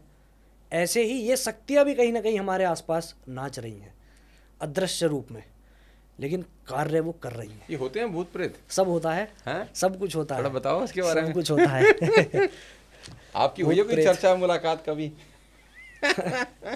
ये थोड़ा ये ऐसा विषय होता है, गोपनीय विषय होता है, काफ़ी कॉन्फिडेंशियल, मतलब गुप्त से भी गुप्त, गुह्यतम एकदम इसको कहा गया है, एकदम गोपनीय इसके बारे में। लेकिन होते तो हैं, होते हैं। क्यों? इनके बारे में कहा गया है कि जो भगवती की सहचरी है ना, योगिनियाँ, जैसे आप है, आपके गण है ना, हर एक बड़ा आदमी होता है, उसके परिकर होते हैं आगे पीछे उसके। ऐसे ही जब देवी भगवती चलती हैं तो उनके आगे पीछे भी उनकी सहचरियाँ चलती हैं, और वो ऐसी जितनी भी क्रियाएं होती हैं उनको सबको ऑब्जर्व करके तत्काल उसका फल उस व्यक्ति को देती हैं। यदि आपने देखा होगा मोदी जी चलते हैं तो उनके आगे पीछे STF चलता है, वो चश्मा लगाए रहते हैं लेकिन इधर भी नहीं देखते हैं, सब ऐसे ही रोक देते हैं। तो जब मोदी जी के लिए इतना ज़्यादा जो है प्रोटोकॉल है, तो जो संसार की शक्ति है उनके साथ सोचिए क्या क्या चलता होगा। और वो तुरंत संसार सागर में कहीं भी कुछ भी ऐसा हो रहा हो तुरंत रोक दिया जाता है, तो तुरंत उसका तत्काल फल देती हैं। क्योंकि क्या है ना कि भगवान की पूजा देवताओं ने भी की है और दैत्यों ने भी की है। शिव जी की पूजा, शिव जी से ही तंत्र निकला है, तो उनकी शरण में जो चला गया उसका कार्य सिद्ध करना उनका कर्तव्य बन जाता है, फिर चाहे वो गलत हो। आपने कितनी कहानी सुनी है कि दैत्यों ने भगवान का तप करके उनसे वरदान ले लिया है। अरे वो रावण सबसे बड़ा एग्जाम्पल है। लेकिन वो भगवान को पता है कि ये करेगा क्या इस शक्ति का, लेकिन फिर भी दे देते हैं ना। वो तो इसी प्रकार इस सिद्धि साधना का तंत्र का पता है, लोगों को पता होता है, देने वाले भगवान को भी पता होता है कि ये इस शक्ति का करेगा क्या, लेकिन क्या है ना कि वो तपस्या के आगे मजबूर हो जाते हैं। फल देना ही है, फल देना ही पड़ता है।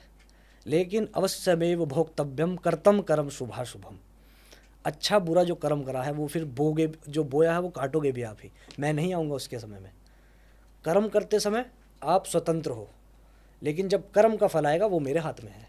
कर्म के लिए स्वतंत्र हो तुम। तंत्र में जाकर सीख कर सिद्धि करके किसी का बुरा करना चाहते हो, करो, कोई दिक्कत नहीं है, मैं कर दूंगा उस कार्य को सिद्ध।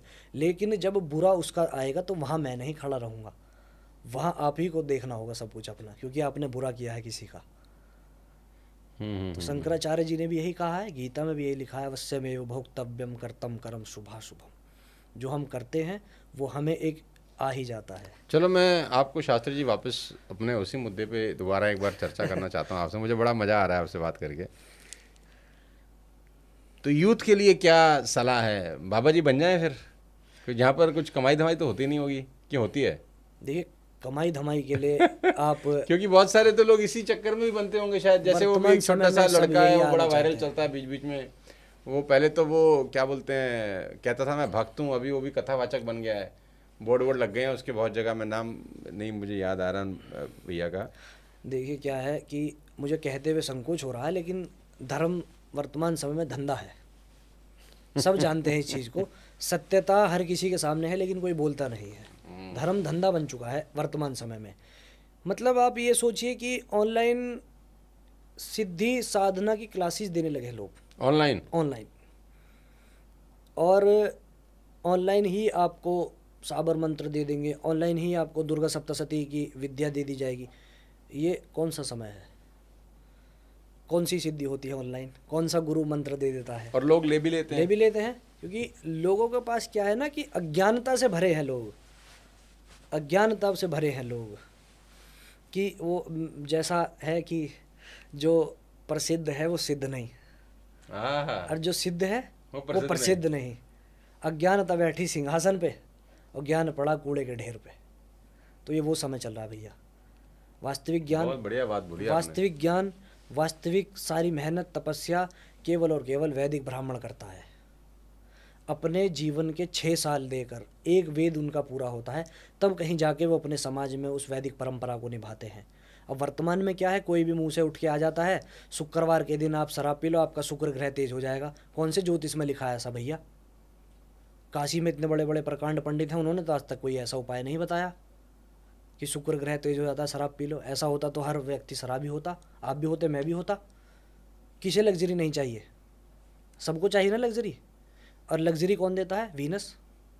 यदि वो शराब पीने से तेज हो रहा है तो हर व्यक्ति शराबी बन जाएगा। कोई बने ना बने, लेकिन जो शराब बेच रहा है वो तो, उसका तो वीनस मजबूत हो ही जाएगा। है नहीं? अच्छा, धंधा है सब है? धंधा है, धंधा है पर गंदा है ये।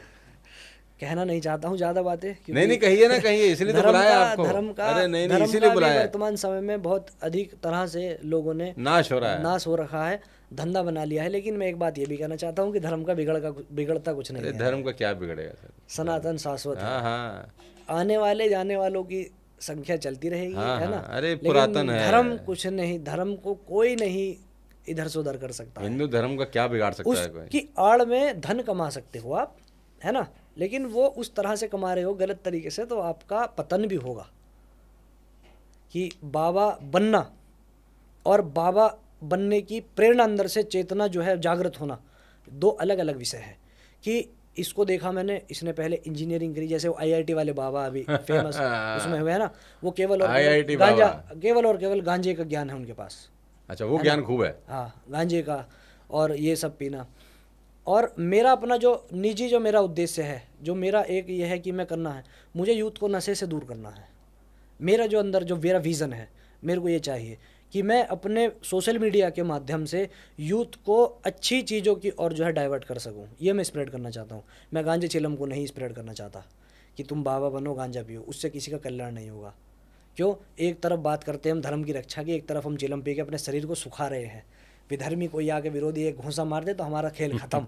यार ये कितनी अच्छी बात आपने बताई, मुझे तो मज़ा आ गया सुनकर कि देखो जो बाबा के नाम पे लोग चिलम ये सब लगा रहे हैं, आज शास्त्री जी खुद ही बता रहे हैं कि उनसे दूर रहो यार, और बिल्कुल दूर हो जाओ। ये एक ऐसा रास्ता है जहाँ जाना तो आसान है, वापस लौटना नामुमकिन ही है। वन वे ट्रैफिक है ये। घर के घर बर्बाद होते हैं भैया, जिनके पास पैसे नहीं है कहाँ से लाएंगे इतना नशे के लिए पैसा? देखते हो ना पिक्चरों फिर में चोरी चारी करते हैं पिक्चरों फिर। में हाल देखते हो ना, जैसे पंजाब में दिखाते हैं पिक्चर वगैरह में कि दिखाते हैं कि वो बेचारे नशे के इंजेक्शन लेते हैं, लेकिन पैसा नहीं है, सब बेचने लगे, ये करने लगे, वो करने गलत लगे। काम करते हैं, कहीं बिल्कुल से भी पैसा बिल्कुल चाहिए, गलत कार्य है। देखिए, जो कार्य छिप के किया जाता है वो गलत ही वो है। गलत ही है। हाँ बिल्कुल और ठीक। धर्म क्या है? धारयति इति धर्मः। जो धारण करने योग्य है वो धर्म है। क्या ये धारण करने योग्य है? धारण करने योग्य है? ऐसी कोई भी व्यवस्था मेरी नज़र में तो नहीं है, तो वो धर्म ही नहीं है। यदि आप चाहते हो कि आपका धर्म अच्छे से रहे, आप अच्छे से रहे, आपका समाज अच्छे से चले, सबसे पहला यही है, आहार विहार अच्छा हो। युक्त आहार विहारस्य युक्त चेष्टस्य कर्मसु युक्त स्वप्नावबोधस्य योगो भवति दुःखः। श्रीमद् भागवत में भी यही कहा गया है, गीता में भी यही कहा गया है, युक्ताहार विहार से। आहार और विहार यानी कि आपका सोना उठना एक व्यवस्थित ढंग से होना चाहिए, तभी आपका कोई भी योग, या चाहे वो कर्म योग हो, ज्ञान योग हो, या आपका भक्ति योग हो, तभी वो सिद्ध हो के आपके दुखों का हरण कर सकता है, अन्यथा नहीं हरेगा। आपको यही नहीं पता हमारे समाज के युवा को सोना कितने बजे है? 12 बजे तक, 1 बजे तक रील स्क्रॉल कर रहा है। प्रातःकाल ब्रह्म मुहूर्त में भगवान भुवन भास्कर के दर्शन कैसे करेगा? क्यों? क्योंकि जब भगवान भुवन भास्कर सुबह प्रातःकाल ब्रह्म मुहूर्त के बेला के पश्चात 6 बजे निकलेंगे, उस समय तो युवा जो है बिस्तर तान के सोया है। और जिसने सूर्य भगवान को उदय होता नहीं देखा, उसके शरीर का तेज तो जाएगा ही जाएगा, हाँ। लक्ष्मी भी जाएगी, और उसके शरीर में रोग तो रहेगा ही रहेगा। ये तो सूरज भगवान जगा रहे हैं उसको कि जाग जा भाई। लेकिन वो नहीं जागेगा, सोया है। क्यों सोया है? क्योंकि रात्रि काल तक, लेट तक उसने मेहनत करके रील देखी है। मेहनत करके रील देखिए।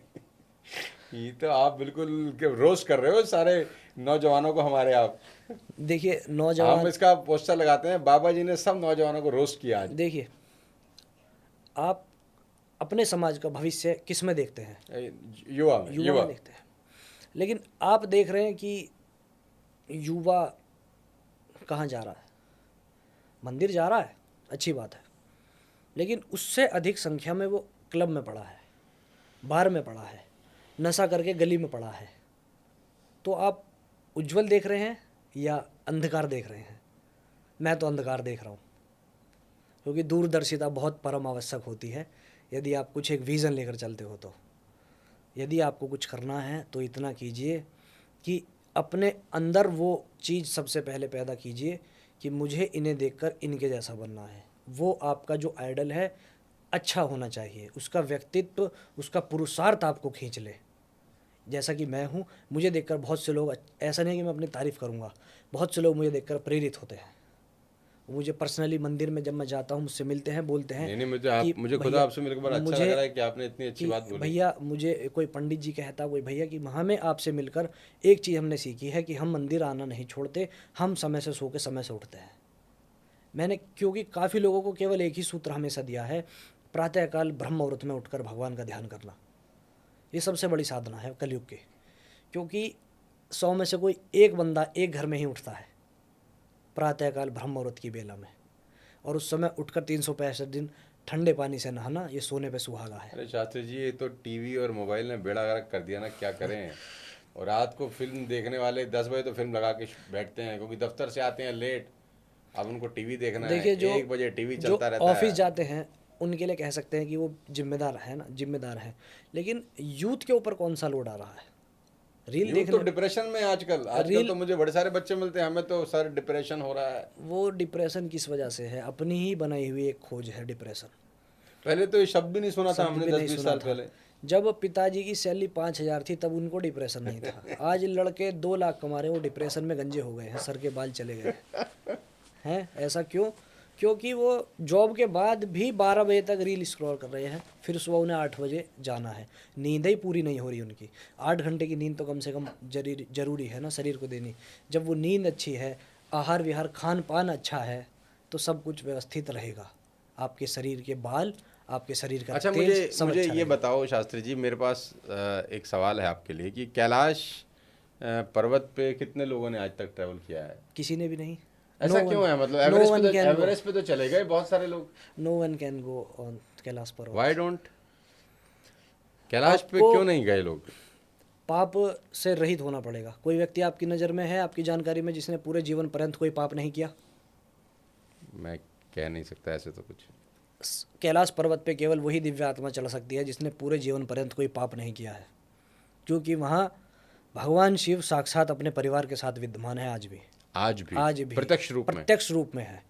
और इसका यही सबसे बड़ा प्रमाण है कि कोई व्यक्ति वहाँ चढ़ नहीं पाया, जबकि एवरेस्ट की कंपैरिजन में उसकी चोटी की ऊंचाई बहुत कम है। और एवरेस्ट पर कितने पर्वतारोही चढ़ गए हैं कि वो इतना ऊंचा है तब भी, लेकिन वहाँ कोई नहीं चढ़ पाया। वहाँ कोई नहीं चढ़ पाया क्योंकि वहाँ सकारात्मक नकारात्मक ऊर्जाओं का भंडार है। कैलाश पर्वत वो आज तक एक गोपनीय ही बना हुआ है। उसके बारे में जितना भी आप पढ़ेंगे वेद में, पुराण में, शास्त्र में, ये एक आकलन है। वास्तविकता क्या है सब अनभिज्ञ है उससे। लेकिन जो ऋषि मुनि तपस्वी वहाँ जाकर उन्होंने साधा है, जो अनुभूति ली है, उन्होंने यही कहा है कि भगवान शिव अपने परिवार के साथ वहाँ साक्षात हैं। और यही उसका सीधा सीधा प्रमाण है कि वहाँ कोई नहीं चढ़ पाया आज तक, क्योंकि वो शक्तियाँ वहाँ अवरोध पैदा करती हैं। आप सोचिए कि जब हमें प्रधानमंत्री जी से मिलना हो, राष्ट्रपति से मिलना हो, हम सीधा मुंह लेकर चले जाएं, हमें जाने दिया जाएगा? अरे आज एमएलए नहीं मिलता सर, नहीं मिलते ना।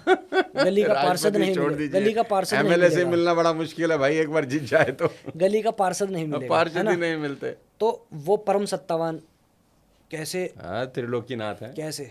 मतलब मैं कह रहा हूँ कि लोग कहते हैं ना कि हमें दर्शन चाहिए हो जाए, मैं कह रहा हूँ भगवान उस रूप में आ भी जाए ना, उसे उसकी छटा को देख के आदमी हार्ट अटैक से निसंदेह मर जाएगा। अंधेरे में अपनी परछाई देख के लोगों को डरते मैंने देखा है। तो जब तुम भुवन भास्कर भगवान शिव जो उनके साकार रूप में महाविद्यमान हैं, उन्हें देखकर आप कैसे ही। लेकिन बाबा जी रहते अकेले हैं वीराने में, क्योंकि भगवान शिव जी को एक सबसे बड़ा योगी कहा गया है। और योगी कैसे स्थान का चयन करता है? जहाँ कुछ भी ना हो, केवल और केवल सन्नाटा, जो अपनी समाधि में ध्यानस्थ लीन हो सके।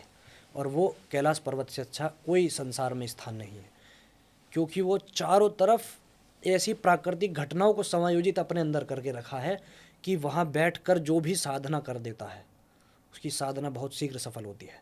ये भगवान शिव जी का आशीर्वाद है उस स्थान को। इसीलिए भगवान शिव जी ने उस स्थान का चयन किया है हमेशा से। वेद पुराणों में, शास्त्र में बार बार यही तो आया है, कैलाश के निवासी नमो बार बार हो। और किसी पर्वत का नाम तो नहीं आया, क्योंकि वो वहाँ जागृत अवस्था में है, क्योंकि वो बहुत भोले हैं।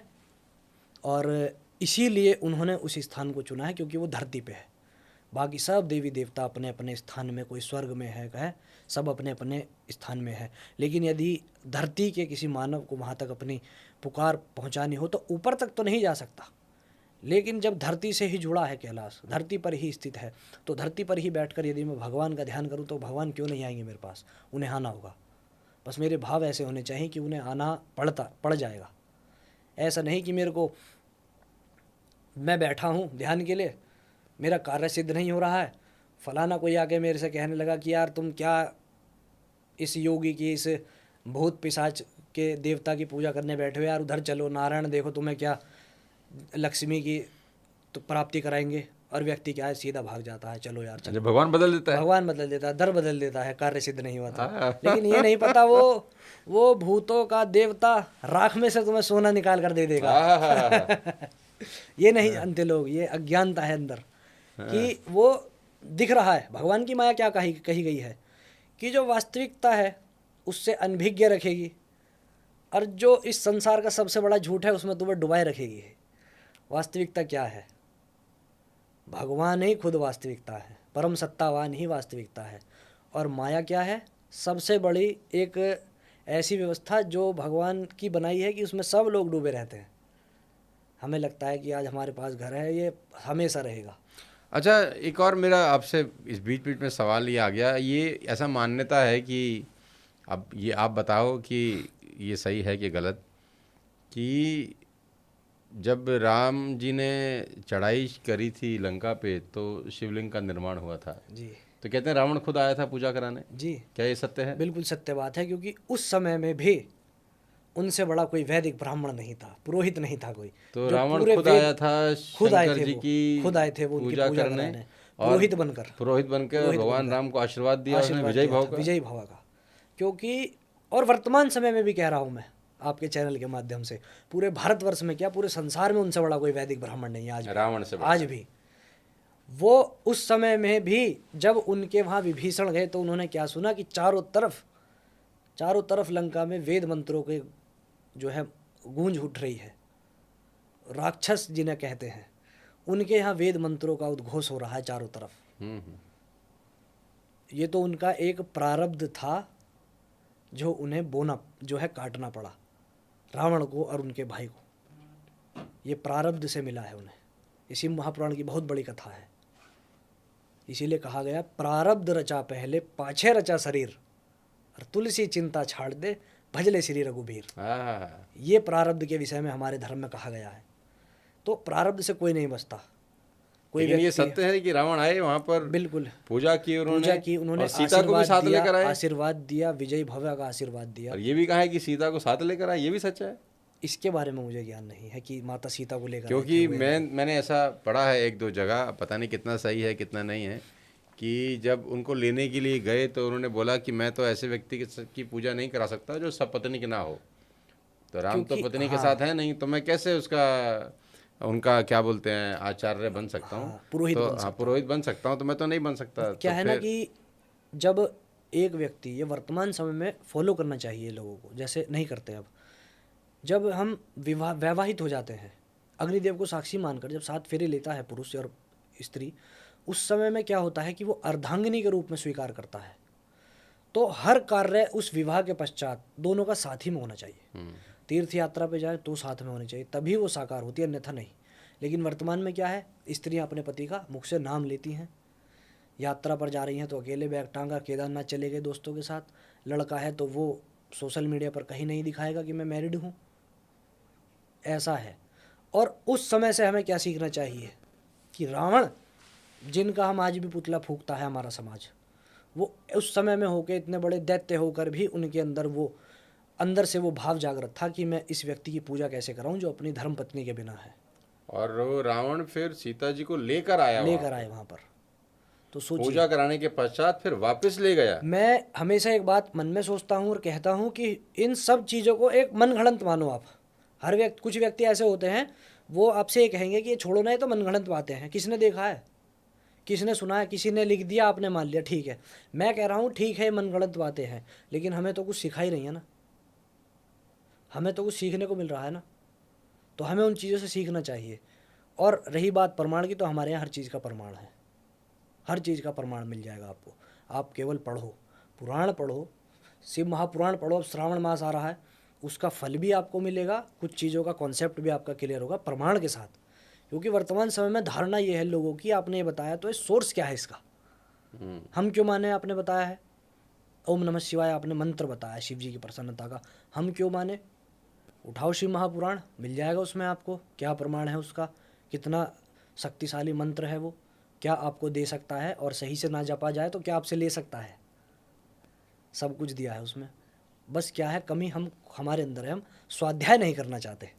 हम हर चीज़ का एक इजी पॉइंट ढूंढ लेते हैं कि इसको इजीली कैसे प्राप्त किया जाए। रावण से बड़ा तो कोई क्या बोलते हैं भगवान शिव का उपासक नहीं हुआ, नहीं हो सकता कोई भी, है ना, जिन्होंने अपना शीशे ही चढ़ा के दिए तो 10 बार है। और फिर कौन उनसे ज़्यादा हो सकता है इस संसार में, अब कौन दे सकता है, कोई भी नहीं। 10 बार दे 10 बार जब उन्होंने अपना शीश दिया, वो रुक गए 10वें में, जब शिव जी आ गए खुद माता पार्वती के आग्रह पे, जाओ देवता इसका कार्य सिद्ध करो, अन्यथा ये आप ही के ऊपर लालछन लगेगा।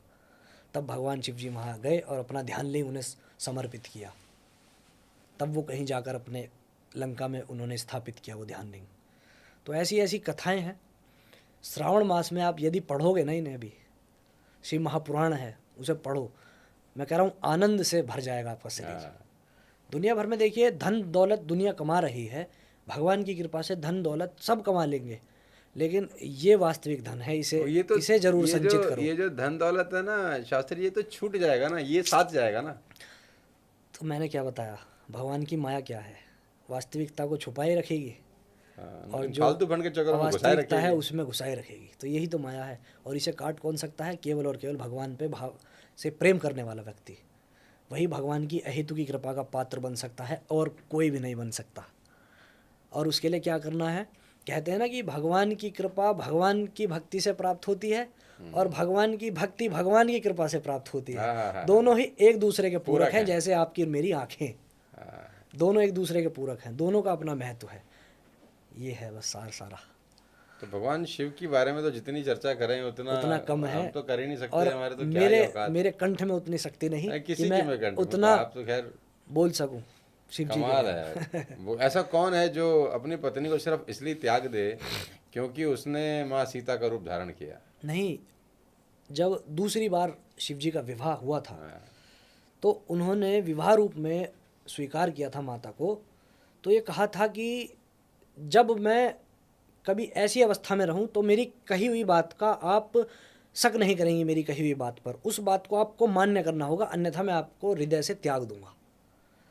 तो जब एक बार वो गगन विहार कर रहे थे तब भगवान राम अपने भाई लक्ष्मण जी के साथ जब घूम रहे थे तब जो है भगवान शिव जी ने कहा कि ये जो हैं ये भगवान नारायण हैं और ये जो लक्ष्मण है ये इनका शेषनाग है, मानी नहीं, वो वो मानी नहीं। शंका हो गई। तब शंकर जी ने कहा ठीक है देवी, तो आप जाकर इन्हीं से परीक्षा ले लो।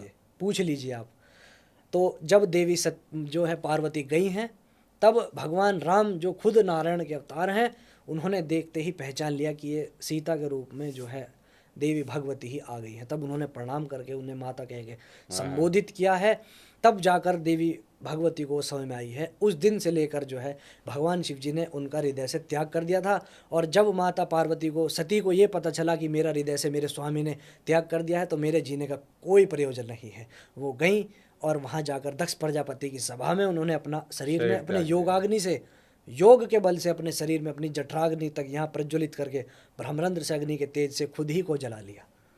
वो किसी अग्निकुंड में नहीं कूदी थी जैसा लोग मानते हैं कि योगाग्नि से जलाया, अपने ही शरीर की योगाग्नि से, क्योंकि वो उनसे बड़ी शक्ति कोई है ही नहीं, ये था। तो शंकर जी ने उनका त्याग कर दिया सिर्फ शंकर जी ने इसलिए? केवल इसीलिए। और वर्तमान समय में कैसी धर्मपत्नियां हैं और कैसे उनके पुरुष हैं कि कितना ज़्यादा एक समय खराब हो चुका है कि केवल अपने पति के हृदय से त्याग देने पर अपने शरीर को जला लिया जाए। ये सब चीज़ें आपके मेरे समाज के लिए ही एक दृष्टांत भगवान ने दिया है, एक एग्जाम्पल कि ऐसी परिस्थिति में आपको ऐसे अपने घर और फिर जब दोबारा जन्म हुआ तो कितने हजार वर्ष तपस्या 13,000 वर्ष तक भगवान शिव जी की माता पार्वती जी ने तपस्या करी और श्रावण मास में जाकर कहीं भगवान शिव प्रसन्न हुए हैं। इसलिए श्रावण मास की महत्ता है, क्योंकि यही वो काल था, यही वो समय था जब भगवान शिव जी ने उन्हें पति रूप में अपना उनका जो है पाणी ग्रहण किया है। पाणी ग्रहण करना बोलते हैं शास्त्र में धर्म पत्नी के रूप में स्वीकार कर लेना, यही मास है वो श्रावण मास, इसलिए इसकी महत्ता ज़्यादा है। यदि 1 महीने तक नित्य निरंतर जल से भगवान जी शिव जी का अभिषेक किया जाए और उनका ध्यान किया जाए, ओम नमः शिवाय मंत्र का जो है मन में केवल स्मरण किया जाए और उसका जाप किया जाए, जो चाहोगे संसार में वो मिलेगा भाई, मेरी गारंटी है।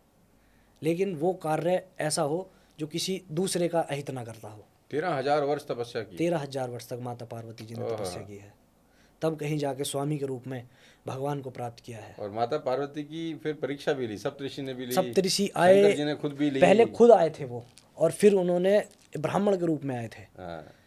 तो ब्राह्मण के रूप में आए, फिर उसके पश्चात सप्तऋषि को भी भेजा गया, फिर खुद ही वो उस रूप में आके अपने आप को बदल के तब उन्होंने कहा है।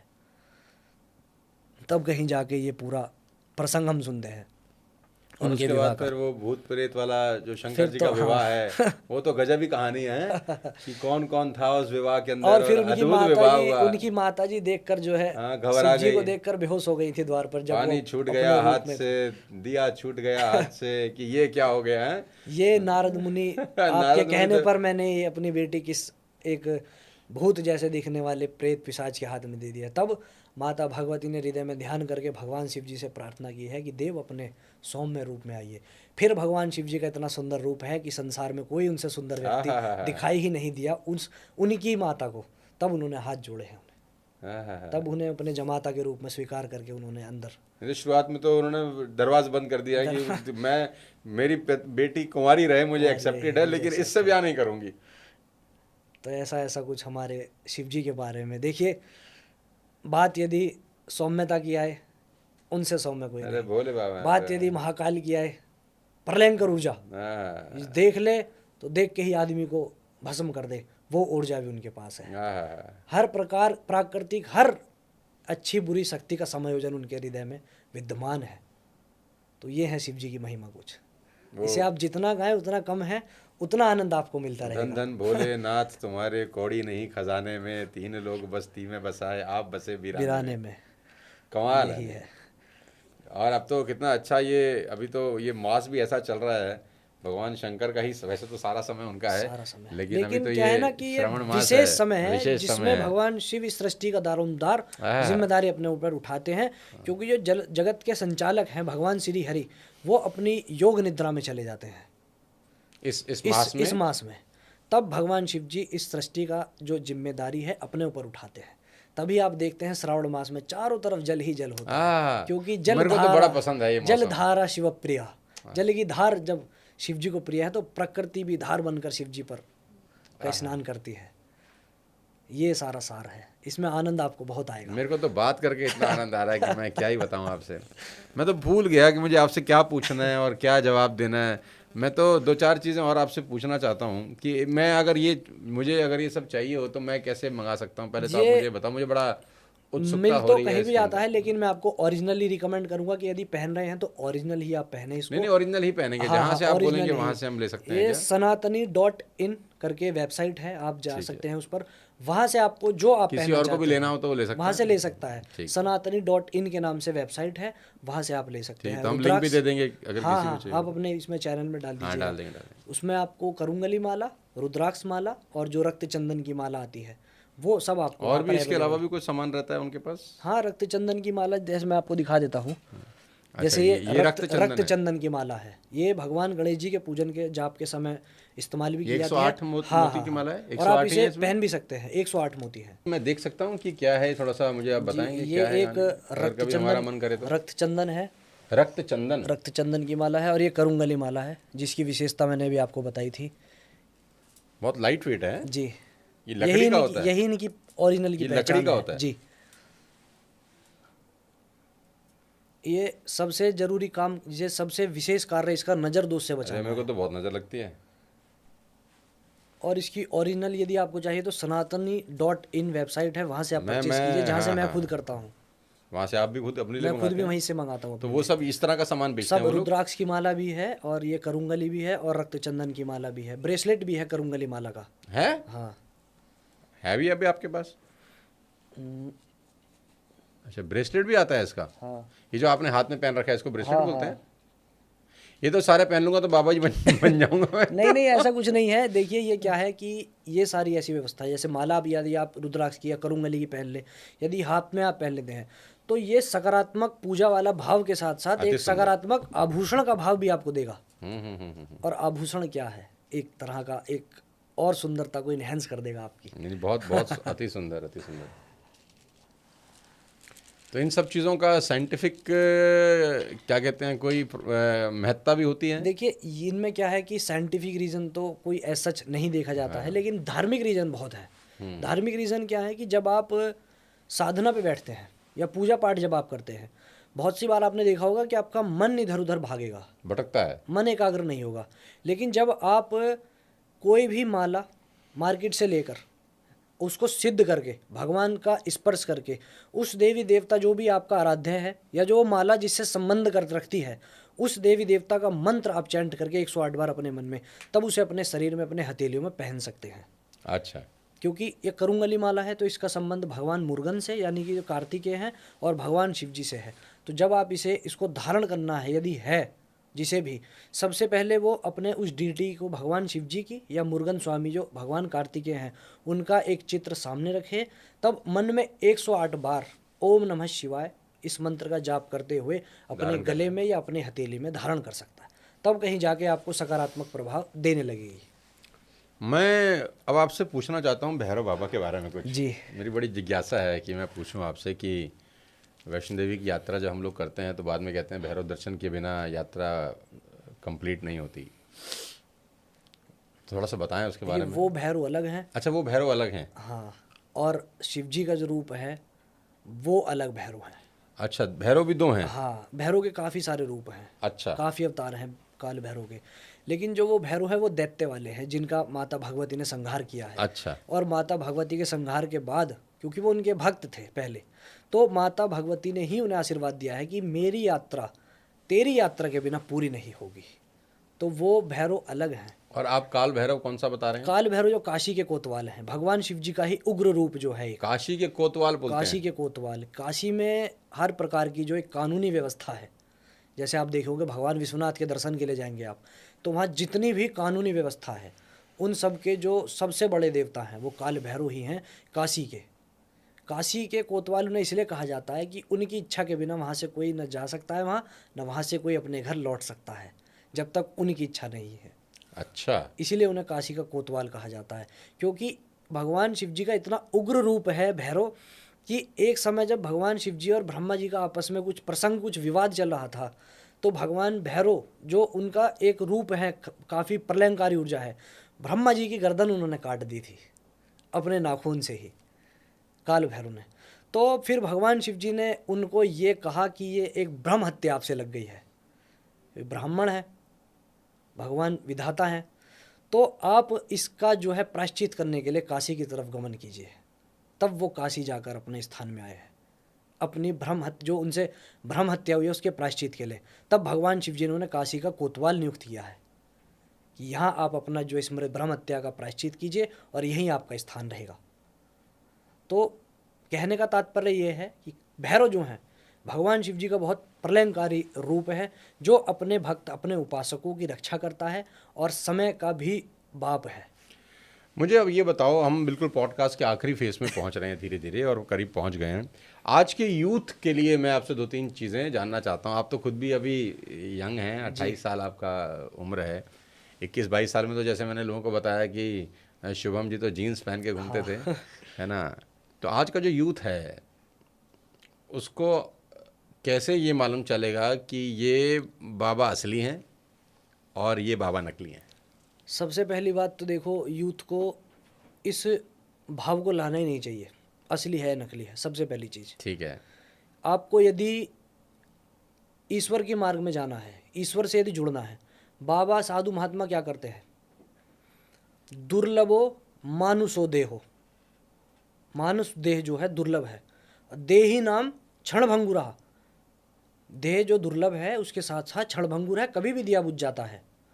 तत्रापि दुर्लभम मन्ये, इसमें भी जो अति दुर्लभ है, वैकुंठ प्रिय दर्शनम, इसमें भी अधिक जो दुर्लभ है वो है सच्चा साधु। वो इतनी आसानी से नहीं मिलेगा। हाँ। उसके दर्शन मात्र से आपको वैकुंठ की प्राप्ति हो जाएगी। तो वो इतनी सरल परिभाषा नहीं मैं दे सकता कि कौन असली है कौन नकली है, लेकिन मैं इतना ज़रूर कह सकता हूँ कि यदि जो वर्तमान समय में जो चल रहा है कि आप असली गुरु और नकली गुरु की पहचान नहीं कर सकते हैं, सबसे अच्छा है, सबसे सरल है, परमपिता भगवान शिव जगत गुरु हैं, उन्हें अपने गुरु रूप में स्वीकार कर लीजिए आप। उनसे बड़ा कोई गुरु नहीं है। अरे मैं तो ये भी बोलता हूँ, अपने घर के माँ बाप हैं, उनका पैर पकड़ लो, तुम्हें ना भगवान की जरूरत है ना गुरु की जरूरत है। देखिए, माता पिता तो प्रथम गुरु है। सब माता पिता बात ही तो खत्म हो गई। प्रथम गुरु हैं ही सबके, क्योंकि एक आचरण शिष्टाचार वहीं से बच्चा सीखता है। उसके पश्चात आप अपने अध्यापक जो हैं स्कूल के, वहाँ से आप सीखते हैं कुछ, और कुछ चीज़ें आपको समाज सिखा देता है। समाज भी एक गुरु है आपका। और जो अंतिम चरण आता है एक गुरु रूप में, आपके आध्यात्मिक क्षेत्र का आपका जो गुरु होता है वो आपके जीवन को बदलता है आध्यात्मिक क्षेत्र। मैं ये भी चाहता हूँ अपने चैनल के माध्यम से जितना भी यूथ मेरे को सुनता है तो उनको ये समझाऊँ, आपका अभी उसमें अपनी बात ऐड ऑन करो कि अध्यात्म में जाने की उम्र कोई 50 साल, 55 साल, 60 साल नहीं है। बहुत सारे लोगों को तो ऐसा लगता है यार अभी तो हम जवान हैं, अभी ये सब करने का थोड़ी ना टाइम है, अभी तो ज़रा चिल करते हैं थोड़ा सा, है ना। आजकल ये जेनजी का ज़माना है, चिल मारने वाले लोग हैं कि अभी तो ये उम्र नहीं है, जब हम 60 के हो जाएंगे विल सी देन, अभी तो नहीं यार। तो मैं ऐसा बोलता हूँ कि यही उम्र है कि अगर इस उम्र में नहीं हुआ तो फिर होगा ही नहीं आगे। देखिए, मैंने भी आपको भागवत का एक श्लोक बताया ना, दुर्लभ है ये मानव देह, दुर्लभ है ना। तो जो ज्ञानी होगा वो क्या सोचेगा कि ये बड़ी दुर्लभ काया है, कभी भी चले जाएगी, इसका सदुपयोग करता हूँ, भगवान में लग जाता हूँ। कोई व्यक्ति ऐसी धारणा रखेगा यार एक ही तो जीवन है, इसको अच्छे से अपने खा के आनंद लेने दो, मुझे मत छेड़ो, मेरे को जो करना है करने दो, चाहे मैं नशा कर रहा हूँ या मैं कोई गलत आचरण हूँ, क्योंकि एक जीवन है, मर जाऊँगा, क्या करूँगा उसके बाद, इतना पैसा है। तो दो तरह के व्यक्ति हैं, हर कार्य के दो पहलू हैं। जैसे मैंने जर्मन लैंग्वेज सीखी थी, तो उसमें कहते हैं येडा म्यूनजा हार्ट स्वाइटाइला, ये क्या दोबारा बताओ। येडा म्यूंजा हार्ट स्वाइट आइला, every coin has two sides. अच्छा, जर्मन हाँ, जर्मनी जर्मन में बोलते ऐसा बोला जाता है। तो हर सिक्के के दो पहलू हैं, तो दो ही व्यक्ति हैं, दो ही रूप हैं समाज में यूथ के भी। तो उसमें मेरे जैसे यूथ के जो लोग होंगे, जो मेरे ऐसी धारणा रखते होंगे, वो क्या सोचेंगे कि एक ही तो जीवन मिला है, सब कर लो। नहीं भगवान में लग जाओ, पता नहीं कब इसका दिया बुझ जाए और कब हमें ले जाए। वो एक पुरानी हमको कहानी, मतलब 4 लाइनें याद आती हैं कि वो ऐसा बोलते हैं कि क्षण भंगुर जीवन की कलिका, कल प्रातः को जाने खिले ना खिले, रट ले हरि मलयाचल नाम, की श्रुति शीत मंद सुगंध समीर चले न चले, भजले हरि नाम अरि रसना, फिर अंत समय समय तो फिर हिले हिले ना ना हिले। हिले। यही कहा गया है। विद्वान पुरुष इसी को इसी माध्यम से समझाते हैं कि क्षण भंगुर जीवन की कलिका, कल प्रातः को कल जाने प्रात को खिले न जाने खिले, खिली न खिले, मलयाचल की श्रुति शीत मंद सुगंध समीर चले न चले, कली काल कुठार लिए फिरता, तन नम्र सो चोट झिले न झिले, रट ले भजले हरि नाम नाम हरि रसना, रसना, अंत समय फिर तो हिले हिले हिले ना ना हिले। और ये वास्तविकता है, अंत समय में आपने देखा होगा कि जीभा भी नहीं हिलती अरे है। महाराज जी, आजकल तो हालत ऐसी है कि ऐसे ऐसे लोगों को हार्ट अटैक आ रहा है, 30 साल 32 साल 40 साल, वो कल तक बिल्कुल ठीक था, आध घंटे पहले ठीक था, अचानक कार्डियक अरेस्ट कार्डियक इसे अरेस्ट हो अब गया, आदमी बहुत निकल ज़्यादा लिया। है समझ इसका। ही नहीं आता कुछ हो क्या रहा है ये। तो तो ये तो इसी राइट से टाइम है तो भाई, भज लो, कुछ नहीं पता। देखिए, माया क्या है ना, यही माया। लोगों को लगता है मेरे पास तो सब कुछ है, क्या करना है, लेकिन ये सब कुछ तो एज इट इज यही एग्जिस्ट सब करेगा, पता भी नहीं चलता। लेकिन इसके उपभोग के लिए आप शायद नहीं बचोगे। ये सब एग्जिस्ट करेगा ऐसा कैसा। सूर्य भगवान ऐसे ही निकलेंगे, सब ऐसे संध्या चलता काल है, में ऐसे ही, जब वो छिप दुनिया जाएंगे, ऐसी चलेगी, ऐसे ही आपका चलेगी। घर भी ऐसा चलेगा, आपकी आपके ही एग्जिस्टेंस इस संसार से चली जाएगी। कुछ नहीं फर्क पड़ता। मैंने तो ये अपने जीवन में महसूस किया है महाराज जी। अधिक से अधिक 13वीं तक। कुछ, अरे सर छोड़ दो, 13वीं तो बहुत दूर चले गए। तीसरे दिन तो घर में आम काट के खा रहे हैं। तो तीसरे दिन तो आम इतने के कटेंगे पश्चात, इतने के बाद और भी उसका नाम लेके और कट देंगे जो चला गया है कि वो उसको बहुत अच्छे लगते थे, खा लो। आजकल का तो जमाना ऐसा तेजी के साथ बदल रहा है, मैं तो कभी कभी सोचता हूँ कि भाई किसी को फर्क नहीं पड़ेगा, समाज को भी नहीं पड़ेगा, देश को भी नहीं पड़ेगा, इवन घर वालों को भी मुझे नहीं लगता। घर में भी केवल और केवल उस माता को जिसने आपको 9 महीने रखा है, उसी के हृदय में कहीं ना कहीं आपका कुछ ना कुछ याद आते ही वो भाव विभोर हो जाएगी एक समय तक। बाकी भगवान भी शक्ति देता है हर चीज़ को सहन करने की, है ना, कि जो चला गया है वो तो वापस आता नहीं। ये तो लेकिन जीवन का भगवान एक फिर शक्ति भी देता है कि चक्र आपको है। कि नहीं ठीक है, जीवन ऐसा ही है। मेरे से एक व्यक्ति ने एक समय बात पूछी थी कि आप पूजा पाठ इतने करते हो, यदि कोई परिचित, जैसे किसी परिचित का निधन हुआ, इनका वो रोते हैं, भगवान को कोसते हैं कि तूने छीन लिया मेरा। मैंने उनको एक बात कही, मैंने कहा आज तुम इनके लिए रो रहे हो, इनके निमित्त रो रहे हो, कल को तुम जाओगे, तुम्हारे निमित्त तुम कैसे रो पाओगे? रो पाओगे अपने निमित्त? क्यों रो रहे हो उसके निमित्त? उसका समय था, ले लिया भगवान ने। अभी आपका भी समय आएगा, आप भी जाओगे, फिर आप अपने निमित्त रो सकते हो? तो ये सब चीज़ें छोड़ दो। ये तो एक, और ये जो लोग कहते हैं ना कि ये परम सत्य है, मृत्यु परम सत्य नहीं है। परम सत्य तो वो विधाता ही है। मृत्यु एक अपरिहार्य अवस्था है जो आनी ही आनी है। मृत्यु के पश्चात भी जीवन है व्यक्ति का, अलग लोक हैं, हाँ, अलग यात्राएं हैं, अलग यात्राएं हैं, पुनर्जन्म भी है। हम्म। ऐसा नहीं है कि मृत्यु परम सत्य। लोग कहते हैं ना कि यही तो जीवन का सत्य है, यही ये जीवन का पड़ाव है, सत्य नहीं ये है, वो पड़ाव है। एक अपरिहार्य अवस्था, यानी कि एक मैंडेटरी सिचुएशन की एक ना एक दिन सबको उससे गुजरना पड़ेगा, चाहे वो भारतवर्ष हो चाहे वो वो विदेश टोल हो, टैक्स है जो सबको देना है। सबको देना पड़ेगा। एक अवस्था आएगी, आपको वो ले जाएगी, लेकिन उस अवस्था तक काफ़ी साक्षी आपके जीवन के होंगे, लेकिन उसके आगे की व्यवस्था के कोई साक्षी नहीं होंगे। वहाँ केवल आपके ये कर्म, गुप्त बातें हैं, है आपका ना। विधाता, वही आपका साक्षी होगा बस। और जो लोग नास्तिक लोग हैं वो तो मानते नहीं ना इन बातों को, वो तो कहते हैं अरे कुछ नहीं है, कोई नहीं देख रहा ऊपर से, कोई है तो होता नहीं है, यहीं खत्म हो गया सब। बहुत बड़े बड़े ऐसे लोगों के हाथ जोड़ते देखे भगवान के सामने, जब भगवान उन्हें मुंह के बल गिराता है। बहुत से लोग ऐसे देखे हैं मैंने, उन्हें पहले मुझे देखकर कहते थे यार क्या इसमें लगे है, हाँ, क्या ये मिलता कौन सी है, उम्र है ये करने की है। अभी युवा है, दाढ़ी रख ली, काट इसे, एक क्लीन अच्छा, शेव मैं रहा आपसे कर। बीच में एक बात पूछ रहा हूँ, सॉरी काट रहा हूँ आपकी बात।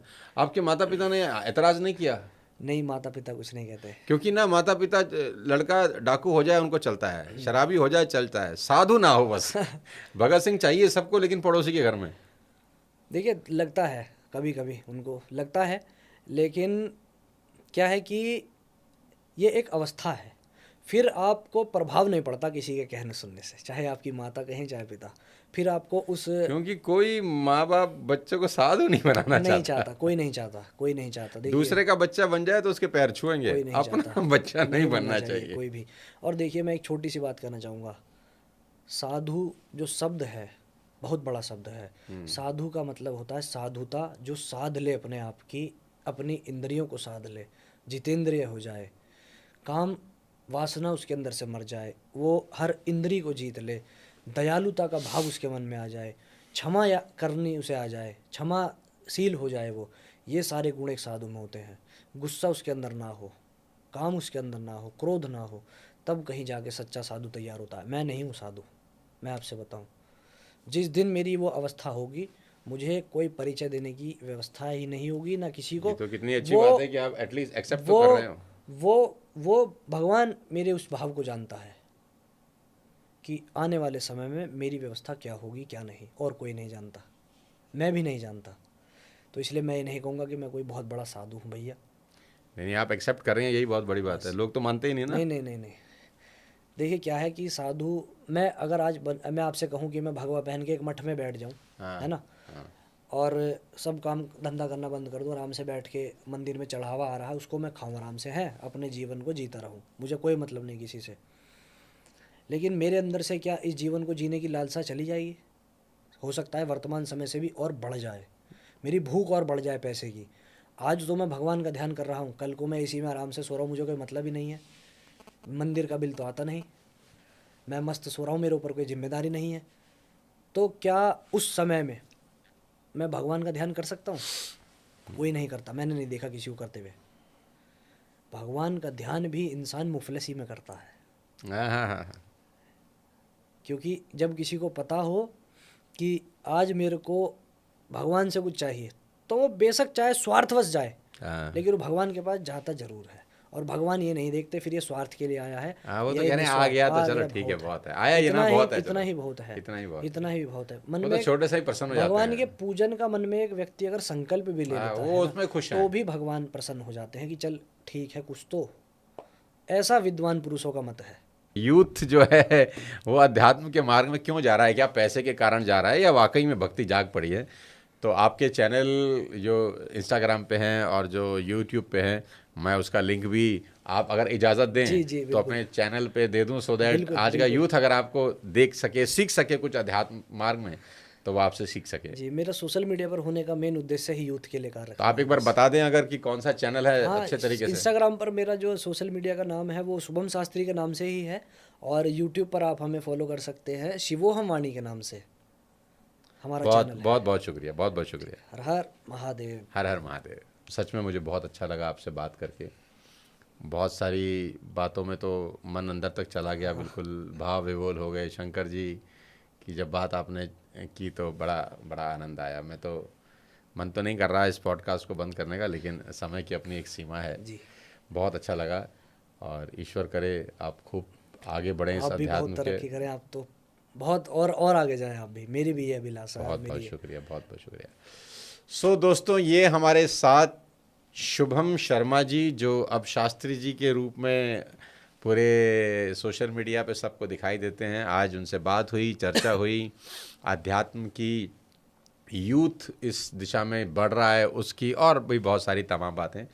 उम्मीद करता हूँ आज का ये पॉडकास्ट आपको अच्छा लगा होगा और आप इससे भी कुछ अपने जीवन में बहुत सीखेंगे और इम्प्लीमेंट करेंगे।